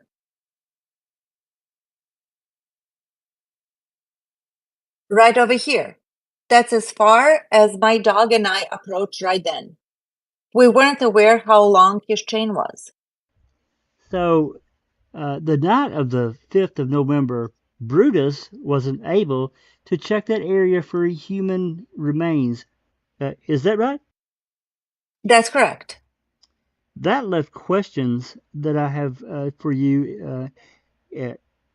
Is the training that Brutus may have had in detection of burned or incinerated human remains? First of all, is it possible for a human remain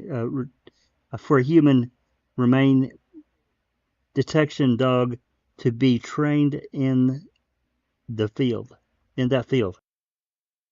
Yes, it is. And prior to this case, we had obtained cremated remains for training purposes. One of the sources used in Brutus' 2005 test was cremated remains.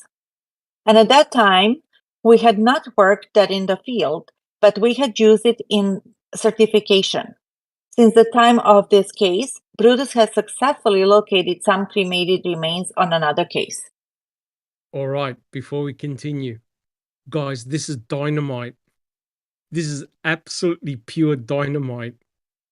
And so after Brutus checked the Stephen Avery's trailer, right, and gave the hit in the bathroom, right? Remember Remika denied that he was there? Remember Jack 61? Remember, guys? I do. Remika said, no, I wasn't in there. I wasn't in there. Yeah, you were. Brutus and Julie Kramer went to the burn pit, but notice Brutus was not chained. He was unleashed. That's right. He was unleashed. And guess what she said? We heard the dog bark. Did she say that the dog charged at us? Nope. Did she say the dog scared us by coming out of the dark on its chain and shooing us away? Nope. She said, Or I needed to call for help. Yes.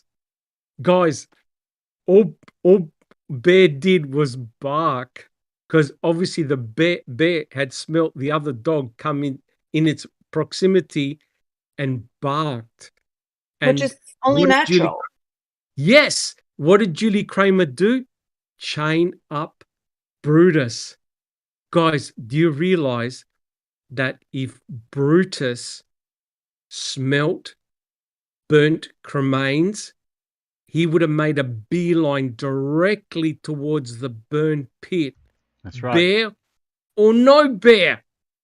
That's what he's trained for. He would have gone insane. And notice, Julie Kramer had to chain Brutus up to stop him, right? To go any further, right? And the only reason why they did it is because they heard Bear bark. Right. No charge. No charge, nothing. And guys, remember that picture that I showed you of Bear's chain? Would it have reached the propane tank? Easily. 100%. There was no dogfight. There was no bark, nothing, right? So I'm telling you right now, that night, November the 5th, there were no cremains in that burn pit. Otherwise, Brutus would have made a beeline directly there. Think about it, guys. You have a human being cremated in that burn pit. You've got the pyrolysis material, the black goo you've got body parts, you name it. And guess what Julie Kramer just said in front of Kratz? My dog detects human remains. Busted, Jack 61. Yeah, and not only that, if we're to believe what was allegedly took out of that pit, he had item BZ on there, which was muscle tissue. There's no way, absolutely no way, those remains were there. I don't believe it. Correct. So that night, the only thing they knew was that the dog Brutus alerted in the trailer. And guys, remember what Remica, Colburn, and Lenk did? They went immediately after collecting the blood samples because they had already put in their brain that blood had belonged to Teresa Horbach. Jack 61. Oh yeah, I totally agree. They went back in around 7 o'clock, and they were there for about Correct. 3 hours, maybe just a little longer. Several hours. Now, tell me, did they call the crime lab first? No. This is complete fuckery. They got an alert from the dog. Do they call crime scene? Do they call Erdl? Oh no. Yep. Lenk, Colburn, and Remica start collecting blood samples, red dried substance, all over the trailer and taking photographs without calling Erdl, who's in charge of the crime lab. And they were there. They were there on the property and they were twiddling their thumbs because that night it rained. This is truly remarkable, guys, that the crime lab was there. The crime lab personnel were there. Oh no, Lenk, Colburn, and Remica went inside to start swabbing, right?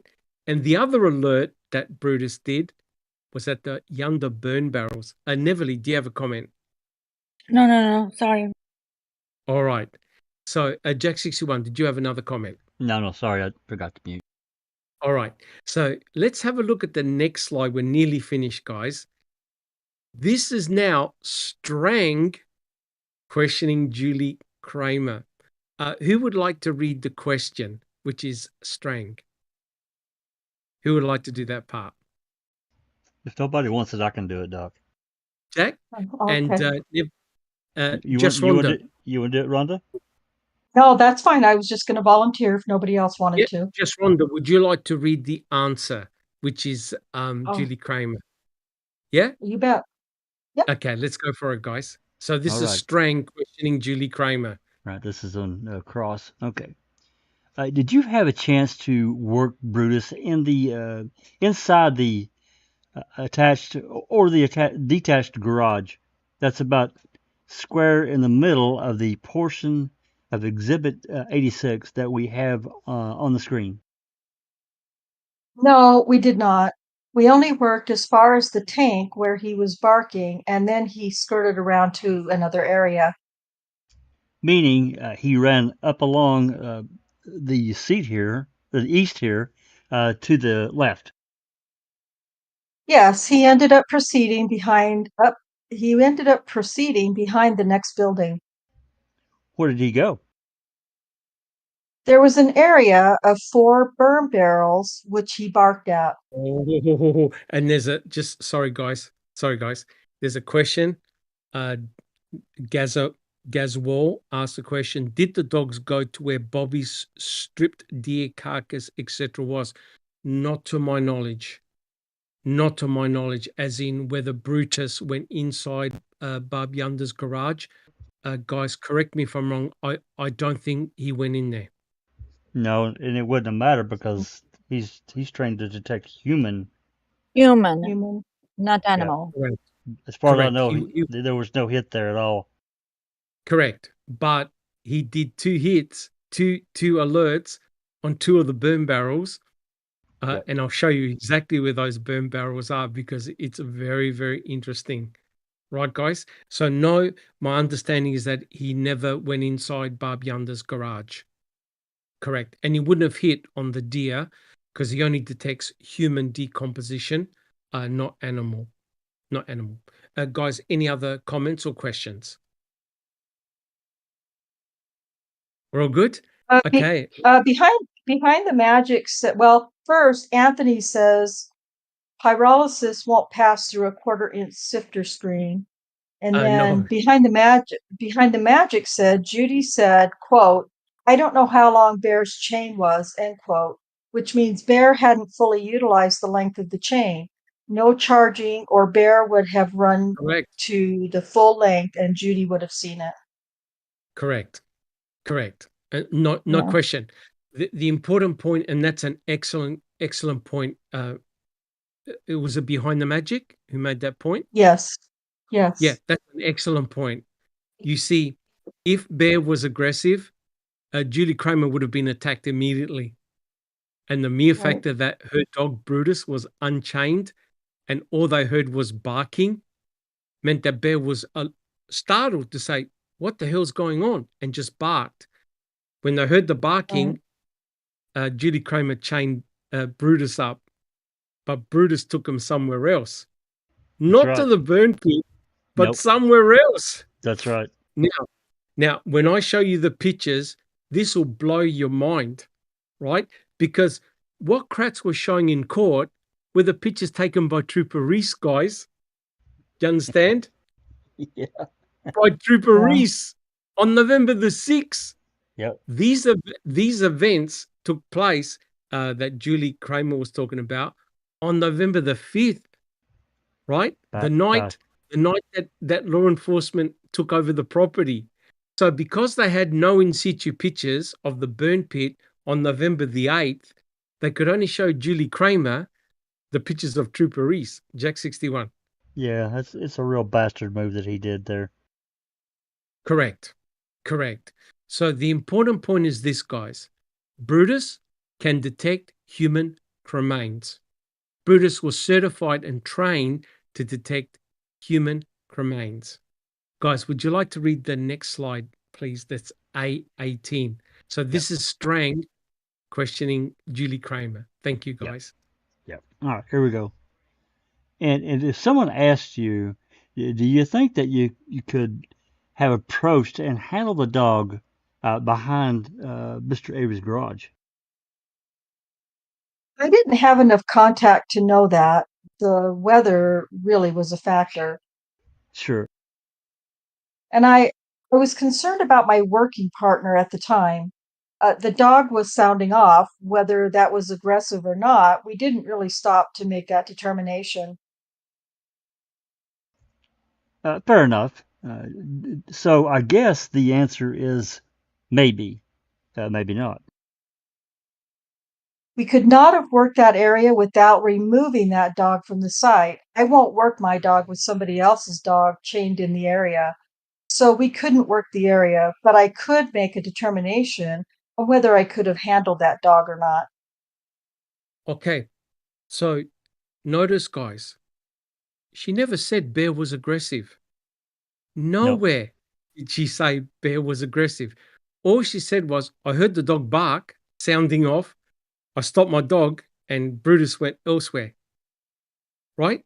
So notice how much of a bastard King Kratz was by saying, oh, so you never had the chance, your dog never had the chance to detect human cremains because of the aggressive nature of Bear. And Julie Kramer basically said, and even to Strang, no, I just heard the dog bark. I stopped my dog and he went elsewhere. Jack 61. Yeah, and she also said, I didn't have enough time to work with the other dog. Basically, she said she didn't know Bear and couldn't really make a determination whether she could have handled Brutus back there with Bear in the vicinity. And I think that's a fair answer. Correct. So Julie Kramer was not agreeing with Kratz. Julie Kramer was saying, hey, look, I heard the dog. I don't know how long his chain was. He never charged at us. I just heard him sounding off. I stopped Brutus. He went elsewhere. Right? But look what Kratz was trying to say. It was a loaded question. Oh, so Brutus never got the chance to check out the human cremains that night. And notice what Kramer said, not that evening. Because remember when the officers were at the septic tanks and the dogs went through? Yeah, that was Officer Minion. Mignon, and the dogs went through, scent and cadaver dogs. They didn't show any interest, right? So it's very, very interesting, right? Now, just to show you how ridiculous this is, have a look at this. This is going to blow your mind.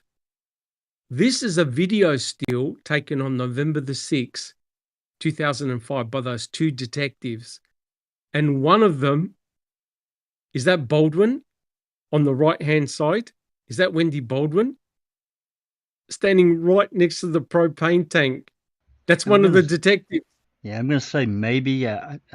Maybe. I can't tell. Now, check this out.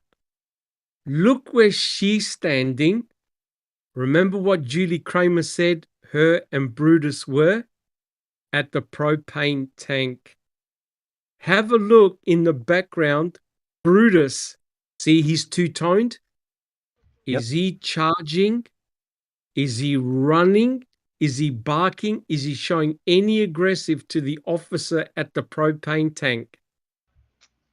I can answer that, Doc. Let's go for it. That's Bear not giving a shit, is what it is. Correct.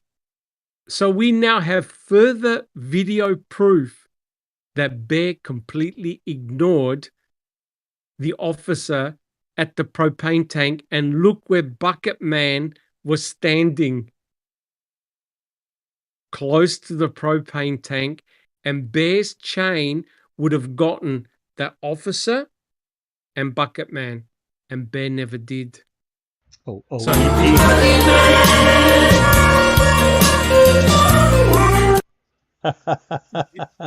that wasn't me, dog, but that's what she said. That's what she said. That's right. So the incredible, look at this as a snapshot.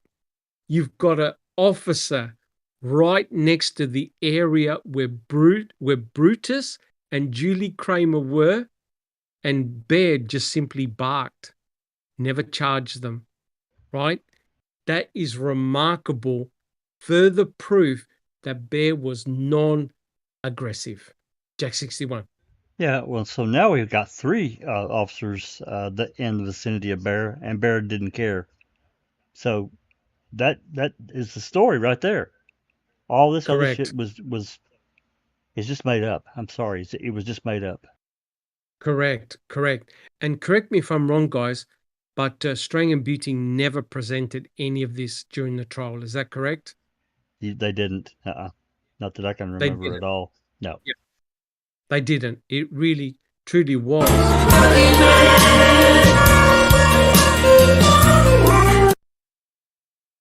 An opportunity lost, right, guys? Right, I'm guys? so sorry. I was so sorry. I was trying to adjust the volume on that.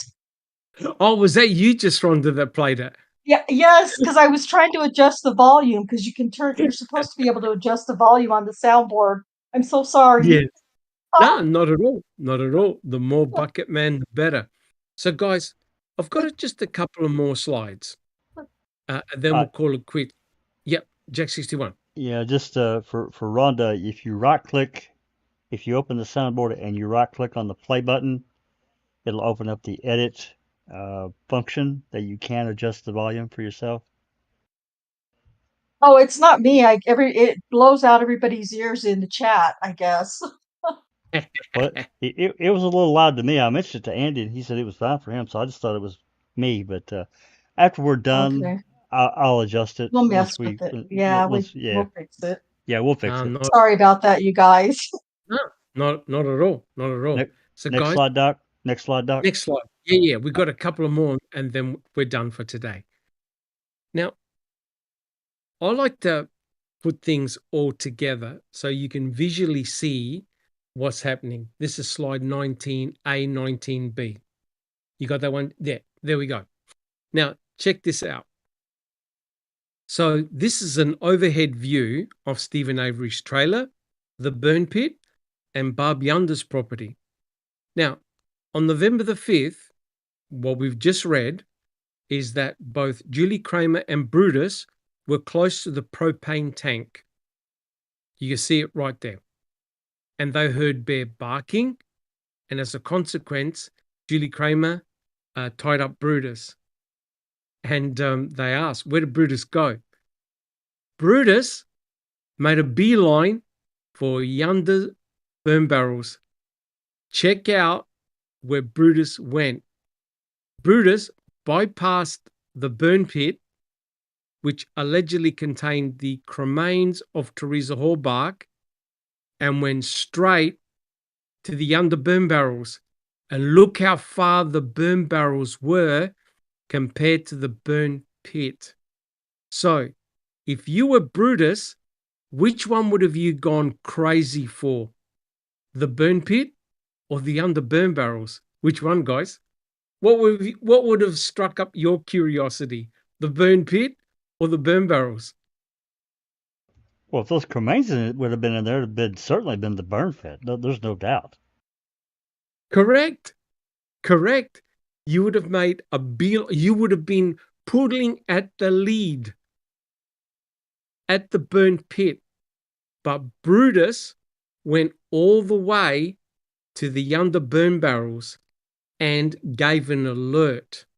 That alert was Alert 5. And in her report, she said, I quote, extreme animation and excitement. Guys, would you call that a hit? Yes or no? Is that a hit on the burn barrels? Yes or no? I would call it a hit, Doc. That's definitely an alert on the Yunder burn barrels on November the 5th, right? So the remarkable thing is Brutus didn't want to go to the burn pit, even if Bear was there. Brutus would have naturally gone, no, I want to go here. But look where Brutus ended up. And to make matters worse, guess where Barb's dogs were? Right behind her garage, right? So, wait a minute. So Brutus didn't care now about Barb Yunder's dogs being present, but Brutus was somehow scared or put off because of Bear? I don't think so. So Jack 61, if we have a look at the next slide, A20, and we'll do one more. So with A20, again, Trooper Reese took this picture, and there's Barb Yunder's two dogs, right? They're, I think, chained up near their kennels, and that would have been straight in front of Brutus. So how come Brutus wasn't put off with these two dogs, right? So it's remarkable. So Brutus didn't go to the burn pit. Brutus went to Yunder burn barrel, all four of them, and alerted on two of them. All right, Jack 61, can we have the final slide for today? Just Doc, while Jack's pulling that up, Behind the Magic has a question. Did Judy ever say how Brutus shows a positive alert for human remains? What Brutus has been trained for is barking. The dog barks. So some cadaver dogs, they're trained by sitting down. Other cadaver dogs are trained by barking. A barking is regarded as an alert. And that's exactly what Brutus did. And Tina Sage asks, where did she start off at the burn pit? Yes. So what had happened was Julie Kramer went inside Stephen Avery's trailer, right, and checked the trailer, came out of the trailer, and then went towards the propane tank. They heard Bear bark. Judy Kramer called back Brutus, chained him up, and Brutus went to the Yunder burn barrels. right? Now, have a look at this picture here. This is incredible. So you can see in the red circle approximately where Brutus and Julie Kramer were when they heard Bear. Bear's chain would have reached that area. Remember that picture that I showed up previously? Bear would have easily run up to them and scared them, but never did. So the state are saying that in the burn pit, see that box of bones? Those bones were in that burn pit. Human cremains, pyrolysis material, everything in that burn pit. And Brutus bypassed the burn pit and went all the way down to the under burn barrels, which are all the way down to your right. Do you see it?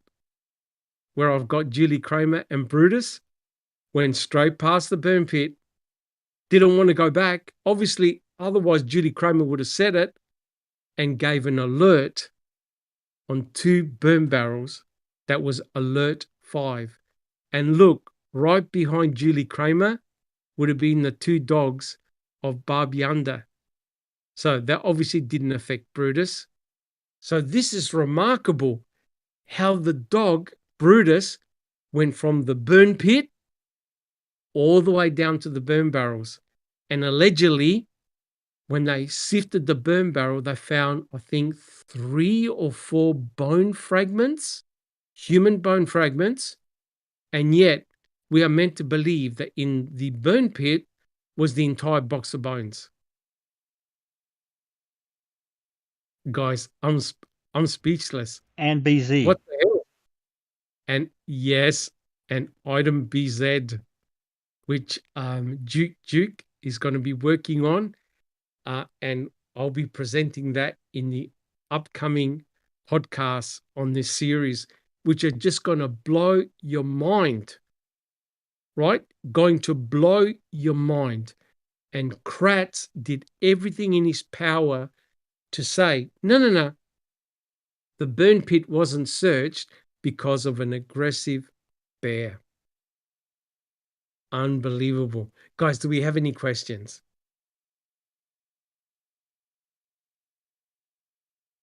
Are we all good? We all good? Awesome. Well, look, guys, I hope everyone enjoyed the podcast. Today's a little bit shorter because next week, when we continue the podcast, and hopefully we might even have Duke on the panel as well, we're going to start off with the question, what did Travis Growell smell on the evening of October the 31st, right? And so what we've done is we've gone full circle and we can bring it all together, right? So remember, guys, there was no hit on that burnt pit.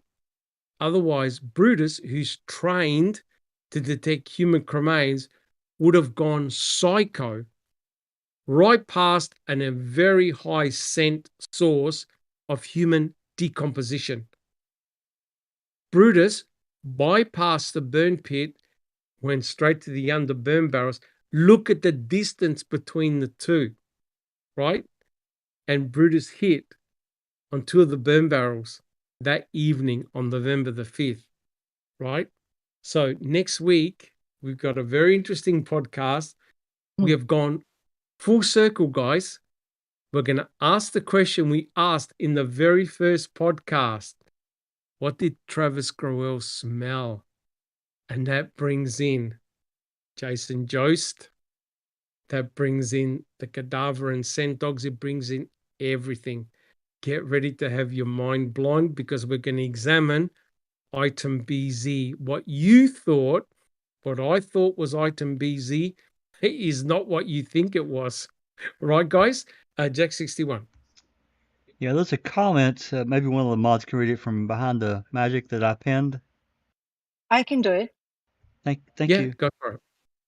Behind the magic said, but didn't Julie Kramer say quote, extreme animation and excitement, end of quote, at the Dassey burn barrel. Why didn't she say Brutus barked or alerted? Just curious. Oh, that's the sign. When an alert, when the dog barks, that's how it's interpreted, right? So the dog would have barked. So there's obviously different levels, because Julie Kramer trains with Brutus for a long period of time. Julie Kramer knows what an alert is. Basically, the dog is barking and is extremely excited and agitated. That's a sure sign of a hit, Jack 61. Yeah, and if you look at Julie Kramer's report, as she's writing this, and if she says, the words, agitated and so forth, she would put in parentheses beside that, like alert 5 or alert whatever, right, Doc? Correct. Yeah. And she was asked in court, how does your dog alert? And she said, Brutus alerts by barking. But she also said that other dogs lie down, to basically say, yep, it's a hit right here. Brutus has been trained to bark.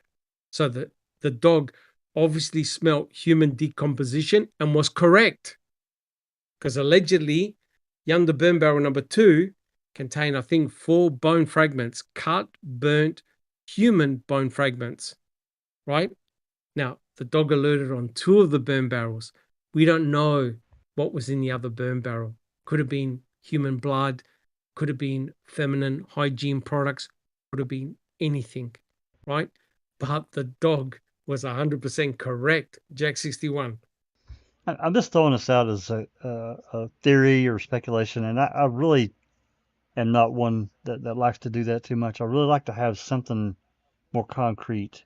I want to say this, and I mean no disrespect to anyone, and I'm not accusing anyone of anything. But with Brutus hitting on Dassey burn barrel number 2, do you think it's possible that there were bones, and I mean bones that they found in Stephen's pit, they were all in Dassey burn barrel number 2, and somebody went over there and dumped that, what they thought was all of these cremains into the pit, but they missed a few, then took the barrel back? That's a possibility. What it tends to indicate, Jack 61, is that the bones were moved. Oh, absolutely. We don't know what direction. The state is saying the primary burn site was the burn pit. Australian Beauty is saying, no, bones were brought to the burn pit. Absolutely. Right? Now, here's the kicker. How do we know that those human bones were in Yonder burn barrel number 2 on November the 5th? Because the burn barrels weren't checked on November the 5th. They were checked later. They were sieved later. And that's why Duke is doing an investigation to sort out the burn barrels. Good luck, because it's complex. All we can say is that there was an alert on 2 of the burn barrels. And that's it. And what did the state say? Kenkrat said, yeah. Stephen picked up 4 bones, went from his burn pit and dropped them off in his sister's burn barrel. Why? I don't know. Why not pick up all the bones and discard them? We don't know, right? But the mere factor that Brutus went straight past that burn pit wasn't like Julie Kramer never said, no. My dog was insistent that we go to the burn pit. The dog did a detour, bypassed the burn pit, and went to the burn barrels and gave alert 5, right? So the question that we're now going to ask in next week's podcast is, what did Travis Groel smell? Oh boy. All right, guys. Well, look, I hope that everyone enjoyed the podcast. Today's a little bit shorter, but I want to stop it right here, because then we can continue with the next section, which is just going to be awesome. And I hope that Duke can come on the panel next week, and let's see if he started his analysis. But yeah, so far it's just I don't know. It's been mind-blowing. So, guys, let's quickly summarize. What we've shown you is the discovery and how it was discovered of Bucket Man and what that does to the narrative. And you must be cautious because the image is grainy. It's not super high quality, but there's no doubt it's a human being. I even did the ratio, the body ratio to the kennel height. It's perfect. And it's got the outline of a human being with a white bucket in between the two pictures of no white bucket, then suddenly a white bucket, all on the same day. We narrowed it down. Whoever left the white bucket was a law enforcement officer. It meant that a law enforcement officer got close to Bear and left the feeding the container that's full of dog food. That to me is so telling. Unreal. All right, guys. Well, again, thank you so much for your support and your comments and your questions. Please, if you enjoy what we've done, subscribe, leave your DNA on the thumbs up button, and please share our podcast. And we will catch you all next week. But before we sign off, I'd like to go around the panel. And let's start off with Jack 61. Jack 61, you there? Tell us how things are coming along, and we'll take it from there. Yeah, doing very well, Doc. Another really interesting podcast, and this just completely annihilates this another horrible lie that was generated directly from Kratz at trial as a deflection point to say, hey, we couldn't search that burn pit because Bear was back there guarding it, like he was given some instruction. It's so misleading. It's so disingenuous for a prosecutor to do this kind of thing, this action that he took. And unfortunately, String and Beauty they just missed it. They just didn't catch it. Of course, I understand their plate was full and they had other areas that they wanted to really drive. I get it. I do. But they truly needed some help. They needed a lot of help to really push the boundaries of what was actually turned over to them. So great stuff. I'm really I know what Duke is working on. It's really interesting and it is complicated. And I wished him luck as well. So anyway, for tomorrow we've got a special guest coming to the open mic. It's Travis. He's going to he's a real lawyer with some real life experience. And he's going to explain to us the post-conviction process. And I'm sure he will be willing to answer questions as much as he can. Some things he can't answer because of legal things and so forth. But I think many things, I think the bulk of what we really want to know, he's going to be able to talk us through it in layman's terms. I really appreciate him doing this. He's preparing a PowerPoint with slides and so forth that he can go through with us. Yeah. So I'm really excited that he agreed. I asked him a couple of weeks ago if he would be willing to do that, and he agreed. So that's at 5 Central tomorrow. So hope everyone can come with their questions, and hopefully we can get through as much as we can. And thanks everyone. I'm sorry. Sorry.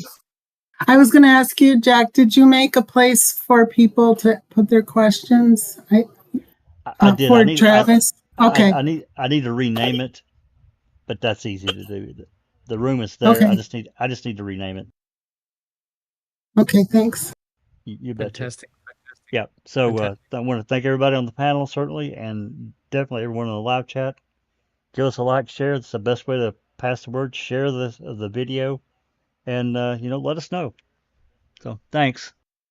Yeah, fantastic. And also, we do listen to your feedback as well. Absolutely.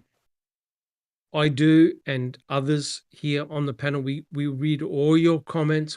And I try and answer all your questions during the chat, the comments, and that feedback is very, very important. And again, guys, if you've got an area of research that you're interested in and very passionate about, hey, do a couple of slides together, get in contact with either me or Jack61. Come on, present your material, just like Duke did, right? And by some collaboration, we're able to join the two things together. The two fields joined together beautifully. We were looking for buckets, and Duke found Bucket Man. He was able to answer the question, who had left the bucket? And the answer is Bucket Man.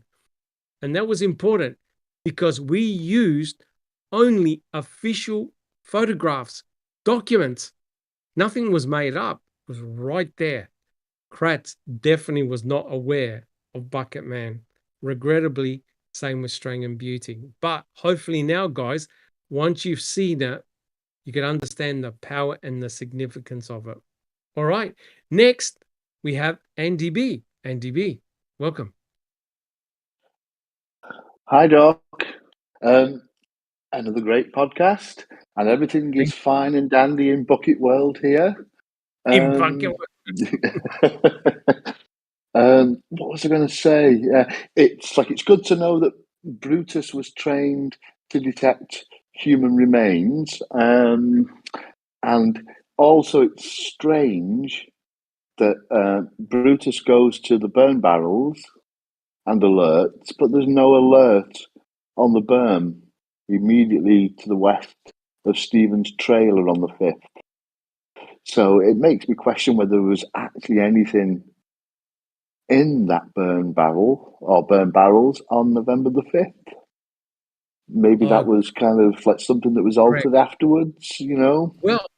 Well, I mean, like I said, I think the key to unraveling this is to look at everyone who was in Search Team A, right, guys? Look at everyone that was in Search Team A and where they went and what they found. This is remarkable.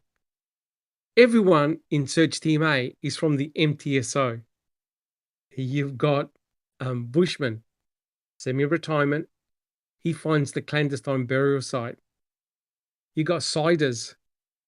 He finds the burnt electronics in Stephen Avery's burn barrel. You got Seglob, who one day prior gets a phone call from Tom Sawinski saying, I saw two guys pushing the RAV4 up Avery Road. And you got Jost. And Jost is the one that admits feeding bear on November the 7th. And Jost is the first one to find a bone fragment 8 feet south of the burn pit on November the 8th. And Jost is the one in the Manitowoc County gravel pit and in the Redonce quarry. The guy's everywhere, right? So every member of Search Team A has found or is involved heavily in this case, right? And what is scary is how easy it is to transport material from all the sites. Because remember, the law enforcement officers took over the entire Avery salvage yard.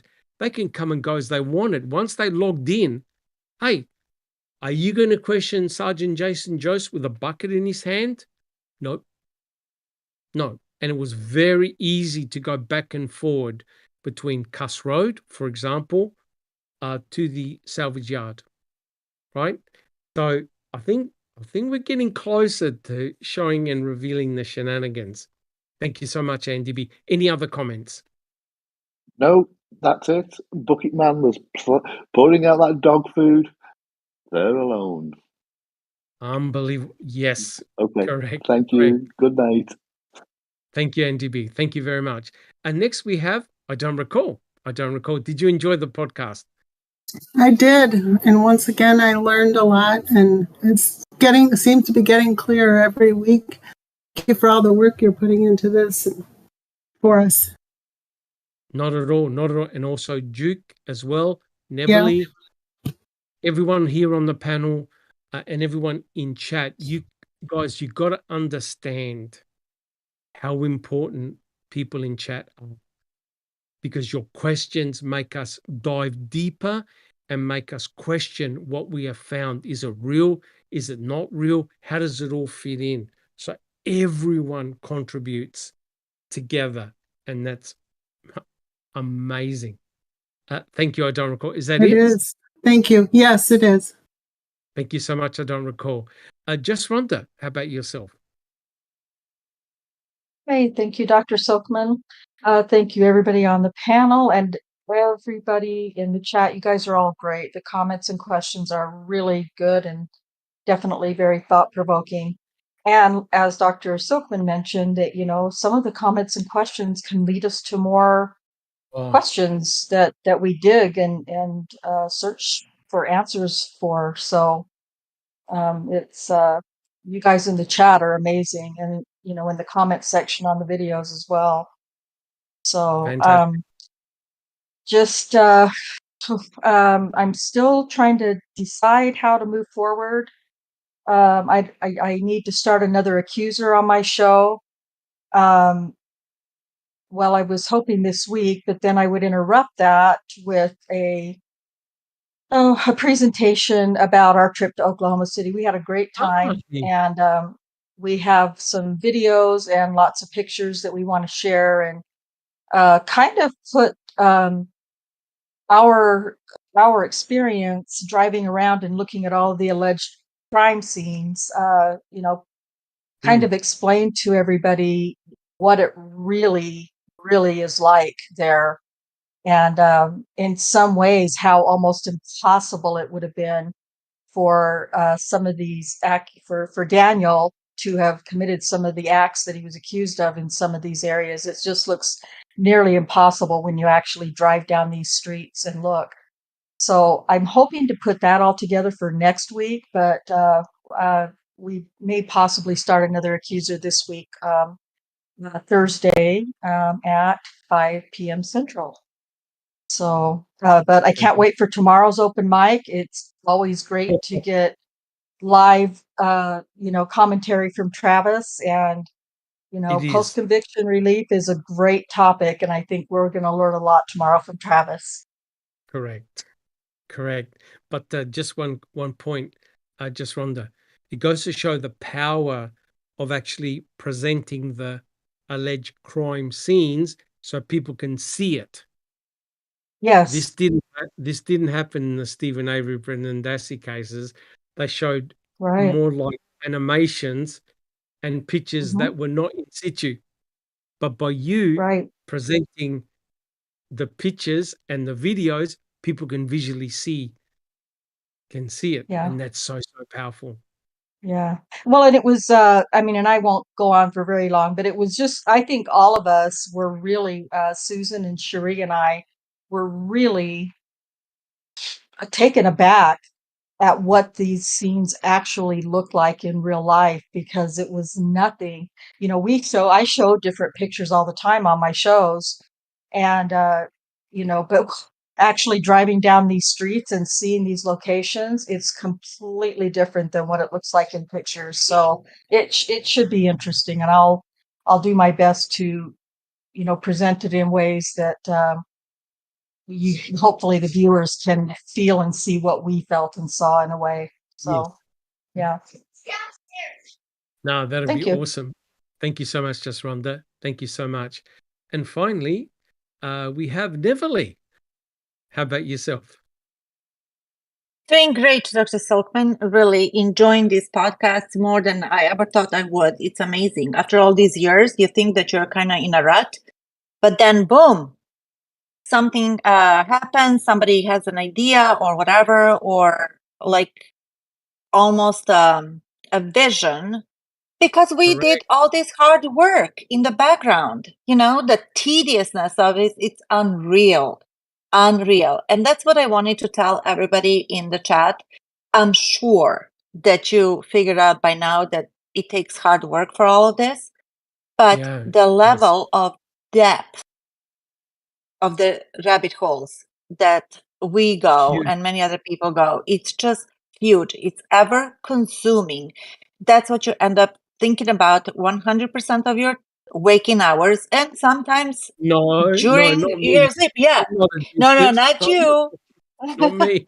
Thank God you're not addicted, right? At times it seems like a tiny little thing, like, oh, we got all excited about this, but it actually doesn't matter. It does matter, because we've been Yeah, we had this like fog in front of us and we couldn't see the finger in front of our noses, as they would say, maybe in Serbia, but not in the United States, but it's a saying. You can't see the forest out of the trees.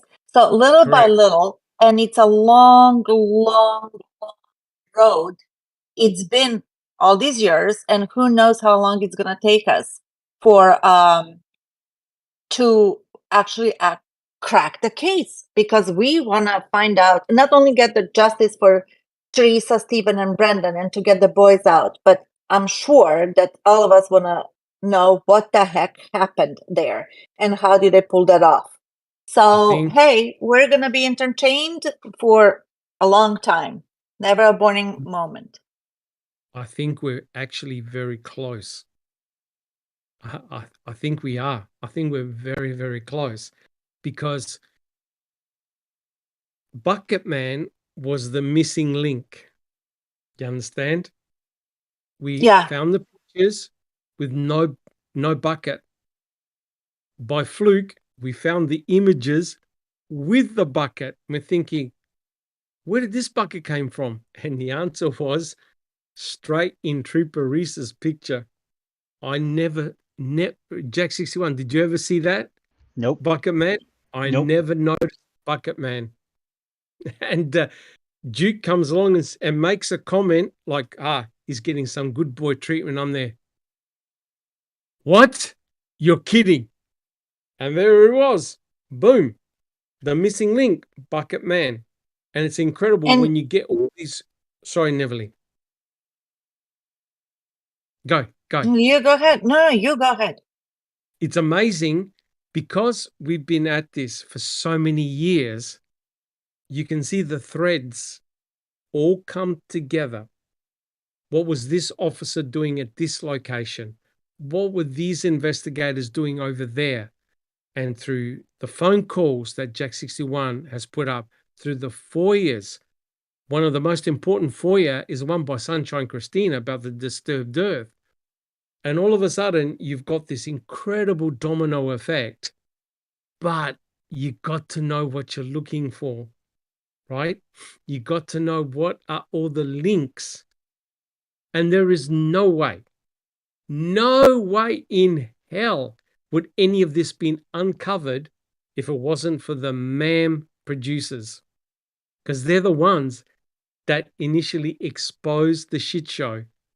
And now what we're doing piece by piece is showing you how it transpired.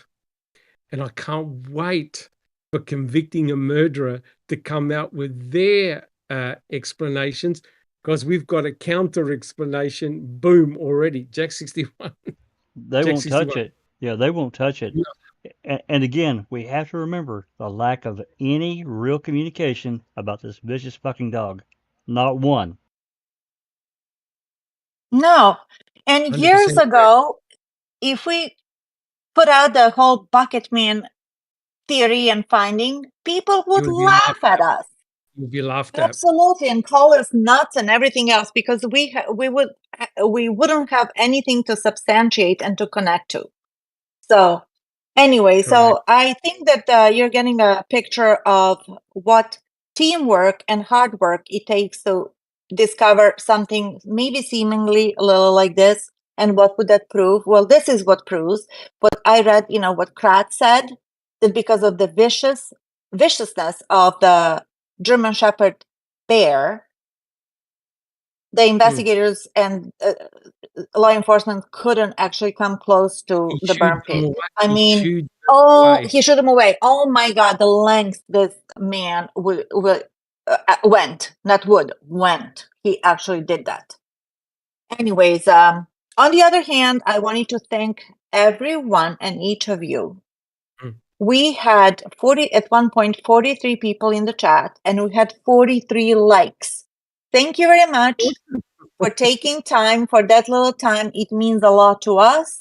It's not just the numbers and clicks and likes or anything like that, but it really does. It's kind of a little payback for us for all the hard work, dedication, and commitment that we have to this case. So again, that's like really so sweet of you. Thank you very much. Very much appreciated. Thank you. Thank you very much, Neverly.